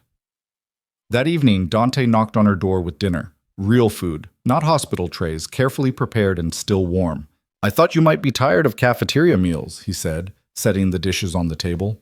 The cook made extra. Maya studied the food. Roasted chicken, vegetables that looked like they'd come from a garden, fresh bread that smelled like heaven. Her stomach growled traitorously. Thank you, she said. Will you stay? Eat with me? Something shifted in Dante's expression. Surprise, maybe, or hope, quickly hidden. If you'd like. They ate in relative silence, the quiet broken only by the soft sounds of Rose sleeping and the occasional beep of monitors. It should have been awkward, but somehow it wasn't. Just two tired people sharing a meal at the end of a long day. She's getting stronger, Dante said finally, nodding toward Rose. Dr. Volkov says she might be ready to leave soon. 2 more weeks, maybe 3. Maya pushed vegetables around her plate. Then we'll need to figure out what comes next. Have you thought about it? What you want? I've thought about nothing else. Maya set down her fork. I don't have a job. No real savings. Evan took care of that. My apartment lease is up in 2 weeks and I can't afford to renew it. I have a newborn who will need ongoing medical care and monitoring. On paper, I have nothing. You have options. I meant what I said. I'll help you get set up wherever you want to go, whatever you need. Why? Maya looked at him directly. And don't say it's because of your mother or because you answered a wrong number. Tell me the real reason you're willing to invest so much in someone you barely know. Dante was quiet for a long moment, his pale eyes unreadable. Then, slowly, he spoke. When I was 15, I watched a man die because no one would help him. He was shot during a territorial dispute. Wrong place, wrong time. He lay bleeding on the street while people walked past because getting involved meant danger, meant complications. I was just a kid, too scared to do anything but watch. He died alone, surrounded by people who could have saved him but chose not to. Maya's throat tightened. I swore that day I would never be that person, never be someone who had power and chose not to use it when it mattered. Dante's hands were steady on the table. So when you called, terrified and alone, every instinct I have said help her, not because of strategy or because it benefits me, because it was the right thing to do. And using me to trap Vera? Was that the right thing too? I don't know. Honest, brutal. I made a choice. Risk your temporary fear versus dismantling an organization that destroys lives daily. Maybe I was wrong. Maybe there was a better way I didn't see. But I made the best decision I could with the information I had. You could have told me. Let me make my own choice about being part of the operation. Would you have agreed? Dante's eyes held hers. If I'd explained the plan, explained the risks, asked you to trust that I could keep you safe, would you have said yes? Maya wanted to say no, wanted to insist she would have refused, would have demanded a different solution. But she'd seen the fear in Vera's eyes when the FBI burst through the window, had understood in that moment that this woman wouldn't have stopped, wouldn't have negotiated, wouldn't have let them live if she'd gotten what she wanted. I don't know, Maya admitted. Maybe. Maybe not. That's why I didn't ask. Dante's voice was quiet. Because I couldn't risk you saying no. Couldn't risk Vera slipping away to hurt more people. So I made the choice for you, and I'll have to live with whether that makes me better or worse than the people I'm fighting against. The honesty was devastating. No excuses, no justifications, just the raw truth of a man who'd chosen the lesser evil and wasn't sure it had been the right choice. I don't know if I can trust you, Maya said. I know. But I don't think I can do this alone either. Raise Rose, rebuild my life, figure out what comes next. She looked at her sleeping daughter. She deserves stability, safety. Things I can't give her on my own right now. What are you saying? I'm saying I need help, your help. For Rose's sake, if not my own. Maya met his eyes. But I need boundaries, clear ones, no more using us for operations, no more manipulation. If you want to help, it has to be genuine, not strategy. Done. No hesitation. And I need honesty, complete transparency about what you do, who you are, what kind of world we'd be living in if we stay connected to you. That's harder. Dante's jaw tightened. My world is complicated. Dangerous sometimes. Not all of what I do would stand up to legal scrutiny. I know, but I need to know the truth so I can make informed decisions, for both of us. A long silence. Then Dante nodded slowly. All right, ask me anything. I'll tell you the truth. Maya took a breath. Are you a criminal? By legal definition, yes. I've broken laws, made deals with people who operate outside legal frameworks, used force when necessary to protect my interests and my people. He didn't flinch from the words. But I don't traffic in human lives, don't deal in drugs or exploitation. My family's businesses are mostly legitimate: construction, shipping, real estate. The illegal elements are about maintaining power and protecting what's ours. Have you killed people? Yes. Flat, emotionless. In self-defense or defense of others. I don't take pleasure in it, but I don't lose sleep over it either. The world I operate in doesn't allow for pacifism. The confirmation should have terrified her, should have sent her running. But Maya found herself nodding, processing, accepting. If I stay, she said carefully, if I let Rose grow up around you, what kind of life would that be? Comfortable? Safe? She'd have opportunities most children don't get. Best schools, healthcare, anything she needed. Dante paused. But she'd also grow up knowing her mother's protector is someone who lives in moral gray areas. She'd see things, hear things, understand eventually that the world is more complicated than heroes and villains. Like you said earlier. Like I said earlier, a ghost of a smile. But she'd also learn that power comes with responsibility, that having resources means using them to protect people who can't protect themselves, that sometimes the right thing and the legal thing aren't the same. Maya considered this, turning it over in her mind. And what about us? You and me? What about us? What do you want from me, Dante? Really? He was quiet for so long Maya thought he wouldn't answer. Then, slowly, he reached across the table. His hand hovered near hers, not quite touching. I want you to feel safe, to have the space to heal and build a life for Rose without constantly looking over your shoulder. His fingers brushed hers, barely a whisper of contact. I want to be someone you can trust when the world gets heavy, someone who shows up when you call. That's not an answer. It's the only answer I have right now. His eyes held hers. I don't know what this is between us, Maya. I don't have words for it yet, but I know that when Vera had that gun pointed at Rose, the only thing I could think was that I couldn't let you lose her, that I would burn the world down before I let either of you get hurt. Maya's heart hammered against her ribs. That sounds dangerous. It is. Dante's hand closed around hers properly now, warm and solid. But so is everything worth having. They sat like that for a long moment, hands linked across the table, Rose sleeping peacefully nearby, the weight of impossible decisions hanging in the air between them. Finally, Maya spoke. I'll stay, for now, until Rose is strong enough to leave the NICU environment, After that, we'll see. She squeezed his hand. But you have to keep your promises. Honesty. Transparency. No more traps. I promise. Dante brought her hand to his lips, pressed a gentle kiss to her knuckles. Thank you for giving me a chance to prove I'm more than the worst thing I've done. Don't make me regret it.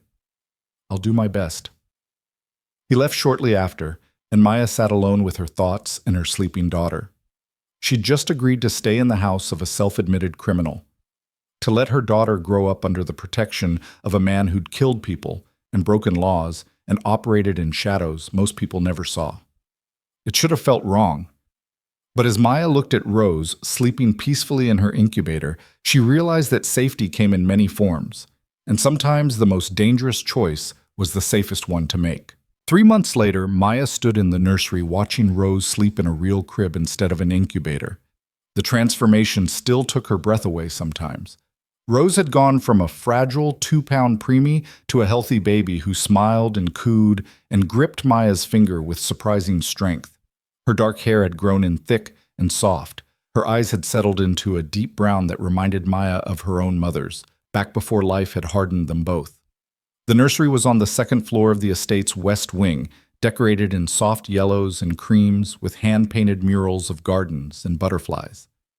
Dante had insisted on hiring a designer, then promptly ignored every suggestion until Maya told him what she actually wanted. The result was a room that felt like hers, simple, warm, peaceful.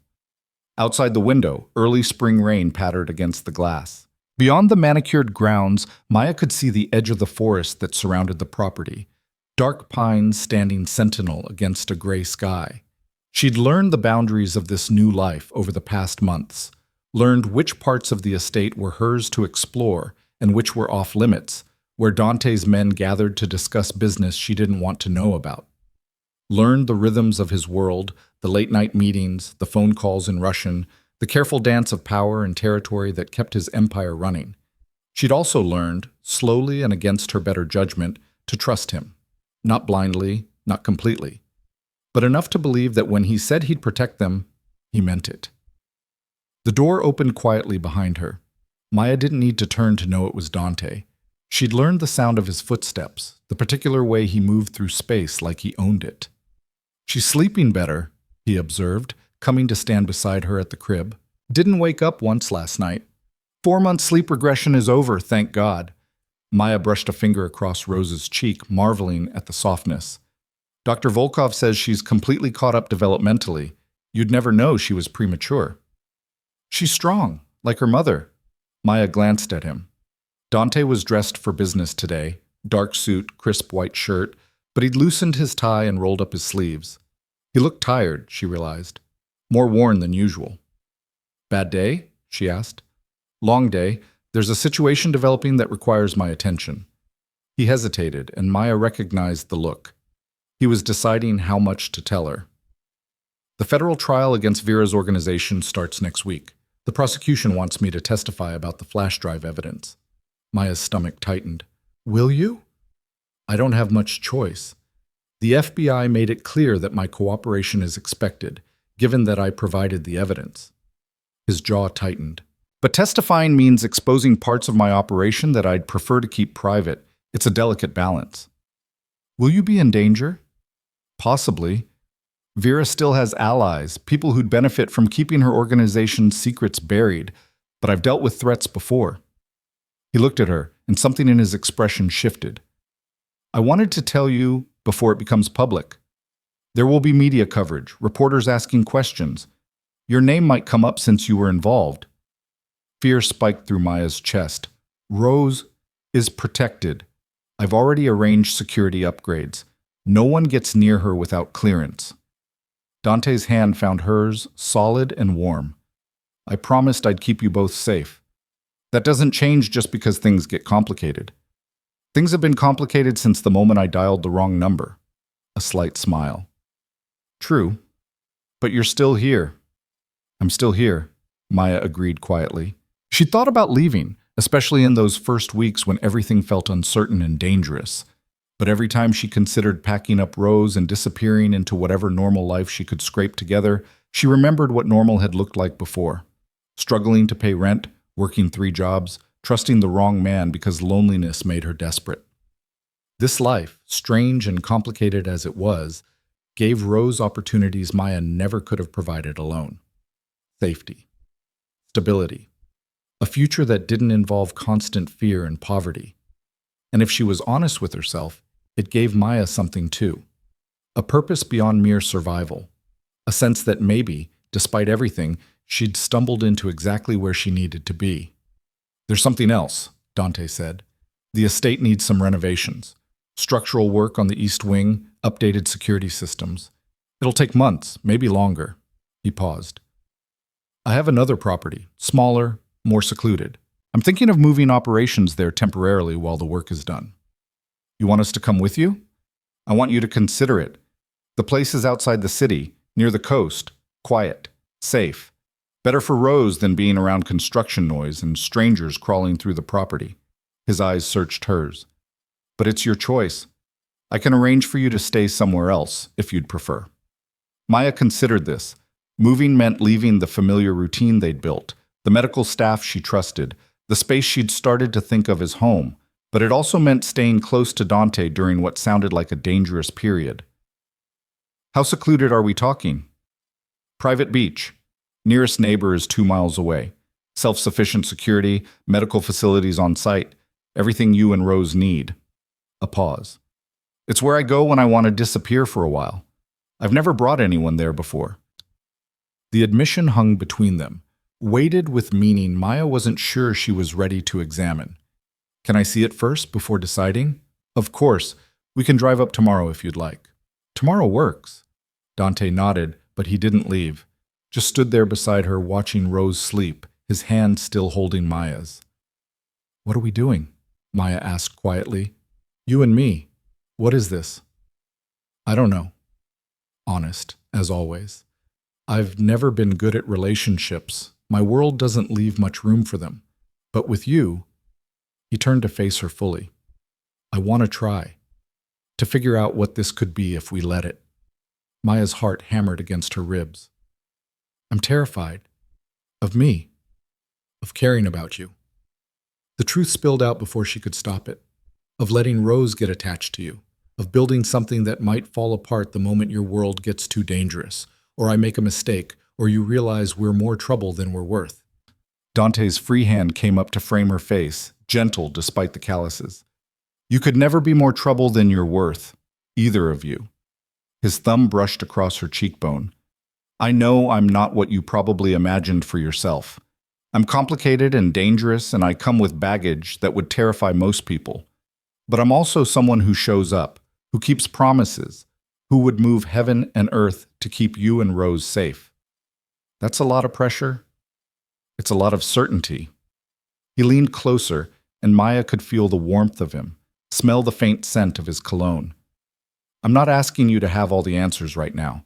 I'm just asking you to give this, us, a real chance. See where it goes." Maya should have pulled back, should have maintained the careful distance she'd been trying to preserve. But she was tired of being afraid, tired of second-guessing every decision, tired of pretending she didn't feel the pull between them. She closed the distance and kissed him. Dante went still for a heartbeat, surprised. Then his arms came around her, pulling her close, and the kiss deepened into something that felt like falling and flying at the same time. When they finally broke apart, both breathing hard, Dante rested his forehead against hers. "Was that a yes?" he asked, voice rough. "It's a maybe. Let's see what happens." Maya's hands were fisted in his shirt. "But you have to promise me something. Anything. No more secrets, no more operations where I'm kept in the dark. If something's happening that affects me or Rose, I need to know, even if it's dangerous, especially if it's dangerous." "Deal." He kissed her again, softer this time. Full transparency from now on. Behind them, Rose made a soft sound, not quite crying, just alerting them that she was awake and wanted attention. Dante pulled back, moved to the crib. "May I?" Maya nodded, watching as he carefully lifted Rose, supporting her head with the practiced ease of someone who'd spent months learning how to handle a fragile infant. Rose blinked up at him, then broke into a wide, gummy smile. Something in Maya's chest cracked open watching them together. This dangerous man who'd killed people and broken laws, holding her daughter with infinite gentleness. "She likes you," Maya said. "The feeling is mutual." Dante settled into the rocking chair, Rose cradled against his chest. "I never thought I'd have this. A family, even an unconventional one. Your parents are both dead. My mother when I was young, my father when I was 23. His expression was distant. He was a hard man, built the family business through force and fear. I inherited his empire, but not his methods. I've been trying to clean up his legacy ever since." "Is that possible? Cleaning up a criminal empire?" "I don't know, but I'm trying." He looked down at Rose, who was gripping his finger and making happy sounds. "She deserves a world that's better than the one I inherited. Maybe helping raise her will teach me how to build that." Maya moved to sit on the ottoman near the rocking chair. "Tell me about this coastal property. What's it really like?" Over the next hour, while Rose dozed in his arms, Dante described the house, a modern structure of glass and stone built into the cliffs overlooking the Atlantic. He talked about the private beach, the gardens his mother had planted before she died, the lighthouse visible from the eastern windows. He told her about renovations he'd made, security measures he'd installed, the peace he found there when business got too heavy. It sounded beautiful. It sounded like a refuge. It sounded like somewhere they could actually build something real. The next morning, they drove north. Dante had insisted on taking his personal car, a sleek sedan that probably cost more than Maya had made in her entire life, instead of the usual SUV with armed guards.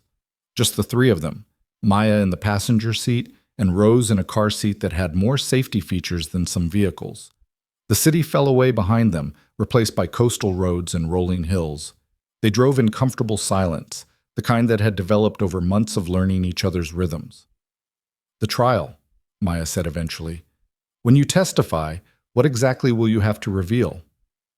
"My involvement in acquiring the flash drive, how I used it to build the case against Vera's organization."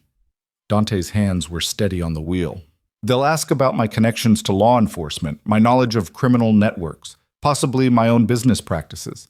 The defense will try to paint me as unreliable or complicit." "Are you? Complicit? In trafficking and exploitation?" "No, but I've done business with people who later turned out to be involved in those things. I've made deals that exist in legal gray areas. The defense will use that to undermine my credibility." He glanced at her. "It won't be pretty, but it's necessary to make sure Vera and her people stay locked up. Will it put you at risk legally?" "I have immunity for my testimony. Part of the deal I made with the FBI." A slight smile. "I'm not a fool, Maya. I protected myself before agreeing to help." Of course he had. Dante Krylov didn't do anything without calculating the risks and securing his position. They arrived at the coastal property just after noon. Maya's breath caught as they pulled through the gates. The house was exactly as Dante had described, modern glass and stone rising from the cliff face, surrounded by gardens that were just beginning to bloom with spring flowers. Beyond it, the Atlantic stretched to the horizon, gray-blue and endless. "It's beautiful," she whispered. "Wait until you see the inside." The interior was all clean lines and natural light, floor-to-ceiling windows offering views of the ocean from every room. The nursery Dante had prepared was smaller than the one at the estate, but somehow warmer, with the same soft yellow walls and a window seat overlooking the water.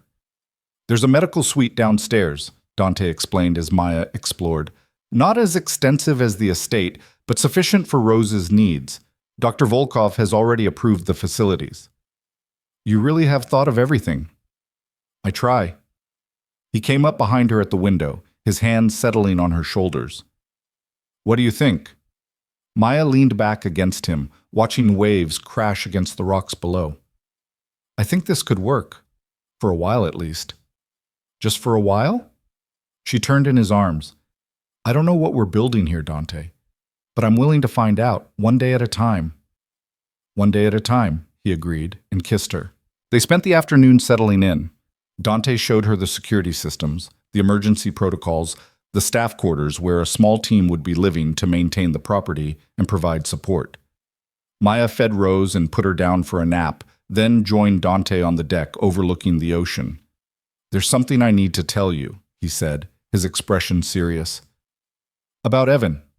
Maya stiffened. "What about him?" "The FBI finished their investigation into his death. Officially, it's been ruled a homicide connected to Vera's organization, case closed. But there were complications." "What kind of complications?" "Evan wasn't just stealing corporate data. He was also working as an informant for the FBI." Dante's jaw tightened. "Feeding them information about criminal networks, including some I have connections to. He was playing multiple sides, trying to profit while also securing immunity for himself. The betrayal shouldn't have hurt anymore, but it did. So he was using me from the beginning."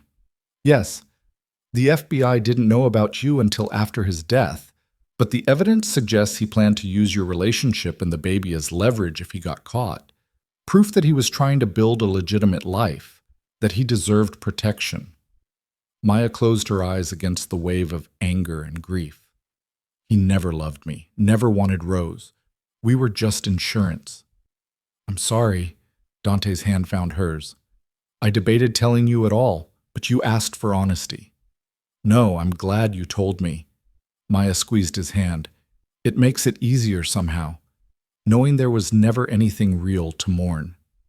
There's something else. The FBI wants to interview you, get your statement about your relationship with Evan, confirm you had no knowledge of his activities. It's routine, nothing to worry about, but I wanted you to be prepared." "When?" "Whenever you're ready. They're not in a rush." He pulled her closer. "I can be there with you if you want, or arrange for a lawyer if you'd prefer to handle it independently." "You'll be there?" "If you want me there, yes." Maya thought about it for a moment, then nodded. "I want you there. I don't want to do this alone anymore." "You won't have to." Dante kissed her forehead. "I promise." The FBI interview happened 2 weeks later, conducted at a neutral location with Dante's lawyer present. Maya told them everything, how she'd met Evan, the progression of their relationship, his disappearance with her savings, the emergency labor that had started this whole nightmare. She admitted her ignorance about his real activities, her naivete in trusting him. The agents were professional, almost sympathetic. They confirmed she wasn't under investigation, that they had no reason to believe she'd been complicit in Evan's crimes.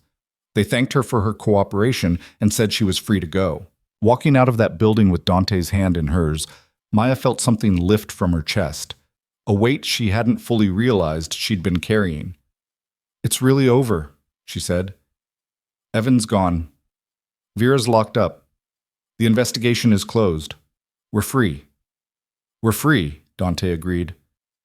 That night, back at the coastal property, they sat on the deck watching stars emerge over the ocean while Rose slept peacefully in the nursery monitor on the table between them. "I've been thinking," Maya said, "about the future, about what I want." "Tell me." "I want to go back to school, finish my degree. Maybe study nursing or social work, something where I can help people the way Dr. Volkov helped me." She looked at him. "Would that be okay? If I took time away to focus on that?" "Maya, you don't need my permission to pursue your education." Dante's voice was gentle. "But yes, I think it's an excellent idea. I can arrange for childcare when you need it, cover tuition costs, whatever you need to make it work.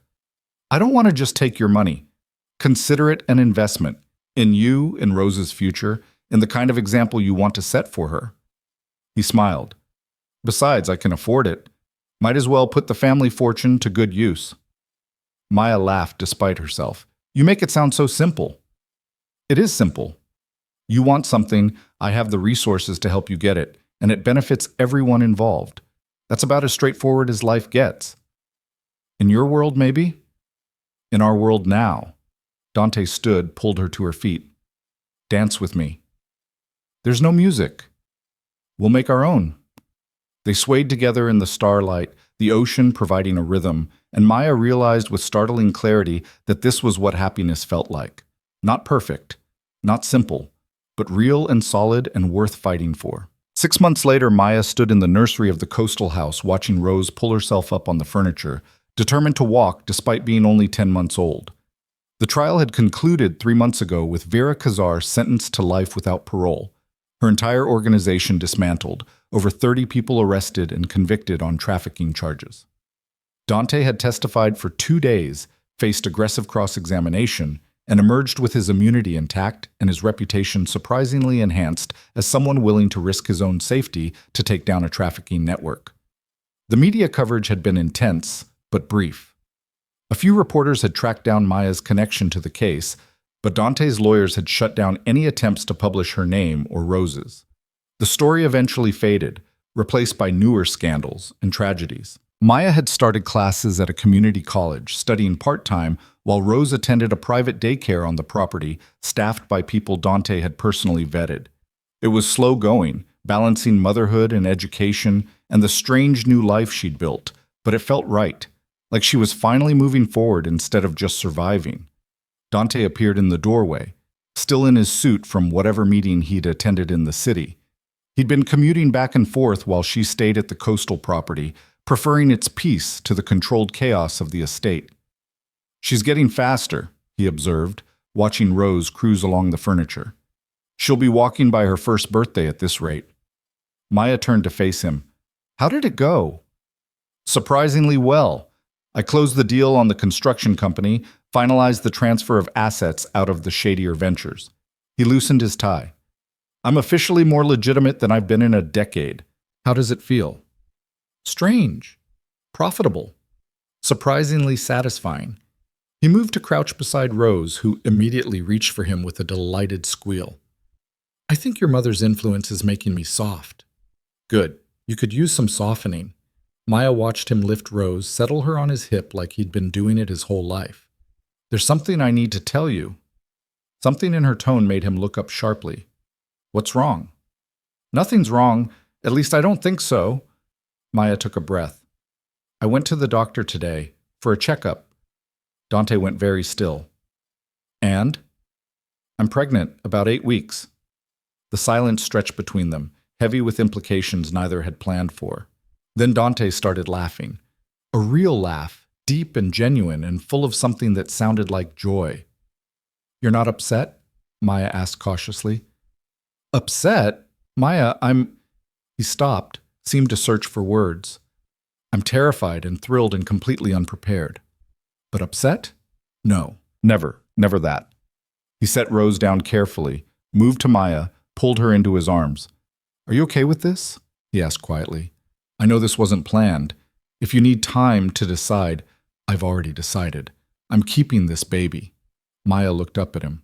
"But I need to know if you're in, really in, because I can't do this halfway." "I'm in." No hesitation. "I'm all in. Whatever you and Rose and this new baby need, whatever future we're building, I'm committed to it completely. Even though it's complicated and messy and definitely not what you probably imagined for yourself. Especially because of that." Dante kissed her, deep and certain. "I spent my whole life trying to control outcomes, to plan for every contingency. But the best things that have happened to me came from a wrong number dialed in desperation. From chaos I couldn't control. From trusting that maybe some things are meant to work out even when they don't make sense." Maya felt tears prick her eyes. "I love you." "I think I have for a while now, but I was too scared to say it." "I love you too." He rested his forehead against hers. "I loved you when you stood between a gun and your daughter without hesitation, when you demanded honesty even knowing the truth might be ugly, when you gave me a chance to prove I could be better than my worst choices." Rose crawled over to them, pulled herself up on Dante's leg, demanding attention. They both laughed, the moment breaking into something lighter. "So," Maya said, "we're really doing this? Building a family together? Raising kids in your crazy world?" "Our crazy world now." Dante scooped up Rose with one arm, pulled Maya close with the other. "And yes, we're really doing this." That night, after Rose was asleep and they were alone on the deck under the stars, Dante pulled out a small box. "I was going to wait," he said, "plan something elaborate, but I've learned that the best moments don't wait for perfect timing." Inside the box was a ring, simple, elegant, with a stone that caught the starlight. "Maya Hart, will you marry me? Will you let me spend the rest of my life trying to deserve you and our family? Will you build something permanent with me, even knowing how imperfect I am? Maya took the ring, slid it onto her finger. It fit perfectly. Yes, she said. To all of it, yes. They were married quietly 6 weeks later on the beach below the house, with only Dr. Volkov, Nikolai, and a handful of Dante's most trusted people as witnesses. Rose served as a very wiggly flower girl, determined to eat the petals instead of scattering them. It wasn't the wedding Maya had once dreamed of. No big church, no crowds of family, no traditional white dress. Just two people who'd found each other in the chaos, standing on a beach at sunset, promising to face whatever came next together. I never thought my life would look like this, Maya said later, curled against Dante in bed while he rested his hand on her growing belly. Better or worse than you imagined? Different. Scary sometimes, but also, she searched for the right word. Real. More real than anything I had before. No regrets about the wrong number? Not a single one. Maya turned in his arms to face him. You showed up when I needed someone most. You kept showing up. That's more than most people get. I'll keep showing up, Dante promised. For you, for Rose, for this new baby, for however many more chaotic moments life throws at us. That's what family does. Even crime lord families, especially crime lord families, we're very loyal. He kissed her, slow and thorough. Though technically I'm mostly legitimate now, just a businessman with complicated history and a wife who knows all my secrets. All of them? Every single one. Maya smiled against his mouth. Good. Because I'm not done asking questions. I wouldn't expect anything less. They fell asleep like that, wrapped around each other, planning a future that had started with a desperate call in the middle of the night and transformed into something neither had expected but both chose every day. 5 years later, Maya stood in the renovated estate's garden, watching Rose chase her younger brother Michael through the flower beds while Dante pretended to be a monster hunting them both. She'd finished her nursing degree 2 years ago, now worked part-time at a clinic that served low-income families, a clinic Dante had quietly funded after she mentioned the community need. Rose was starting kindergarten in the fall, bright and fearless and convinced her father could do anything. Michael was 3, with his father's pale eyes and his mother's stubborn determination. The estate renovations were finally complete, the East Wing now housing a medical facility that Dr. Volkov ran, providing care to people who couldn't afford traditional health care. It was Dante's way of cleaning up his family's legacy, using resources built through morally gray means to help people who needed it most. He'd transitioned almost entirely out of illegal operations, though Maya knew he still had connections, still maintained relationships with people who operated in shadows. But he kept those worlds separate, protected his family from the worst of it, and gradually built something that looked almost like legitimacy. They weren't perfect. They still fought sometimes about his overprotectiveness, about her stubborn independence, about how to raise children when one parent came from violence and the other from poverty. But they worked through it, together, the way they'd learned to work through everything. Nikolai appeared on the terrace, tablet in hand. "Boss, the call from New York is ready. Tell them 5 minutes." Dante caught Michael mid-run, lifted him squealing into the air. Daddy has to work for a bit. Be good for Mama. Always, Michael said solemnly, then immediately wiggled free and ran off after his sister. Dante came to stand beside Maya, watching their children play. Happy? Mostly. She leaned against him. Sometimes I still can't believe this is real, that we built this from such a broken start. The best things are built from broken pieces. His arm came around her shoulders. We just had to be willing to do the work. Do you ever miss it? The danger, the chaos, the life you had before? Sometimes, he admitted. There's an adrenaline to that world that's hard to replace. But then I come home to this, to you and Rose and Michael, and I remember that real power isn't about fear or control. It's about building something that lasts, creating a legacy that helps instead of hurts. Look at you, getting philosophical in your old age. I'm 35, hardly old. He kissed the top of her head. But fatherhood does strange things to a man. Good strange or bad strange? The best kind of strange. Rose ran up to them, breathless and laughing. "Mama, can we have the picnic now? You promised." Yes, sweet girl. Help me get the basket. They spread blankets under the old oak tree, the same tree Dante's mother had planted decades ago when she first arrived in America with nothing but hope and determination. Maya unpacked sandwiches and fruit while Dante wrestled gently with the kids, and somewhere in the middle of the ordinary chaos of family life, she realized this was what they'd been fighting for all along. Not perfection, not safety from all harm, just this, a moment of peace, hard-won and precious, built from wrong numbers and desperate choices, and two people who'd decided to trust each other when neither had any reason to. That night, after the children were asleep and the estate was quiet, Maya found Dante in his office, staring at an old photograph. She recognized it. His mother, young and hopeful, standing in front of the estate when it was first built.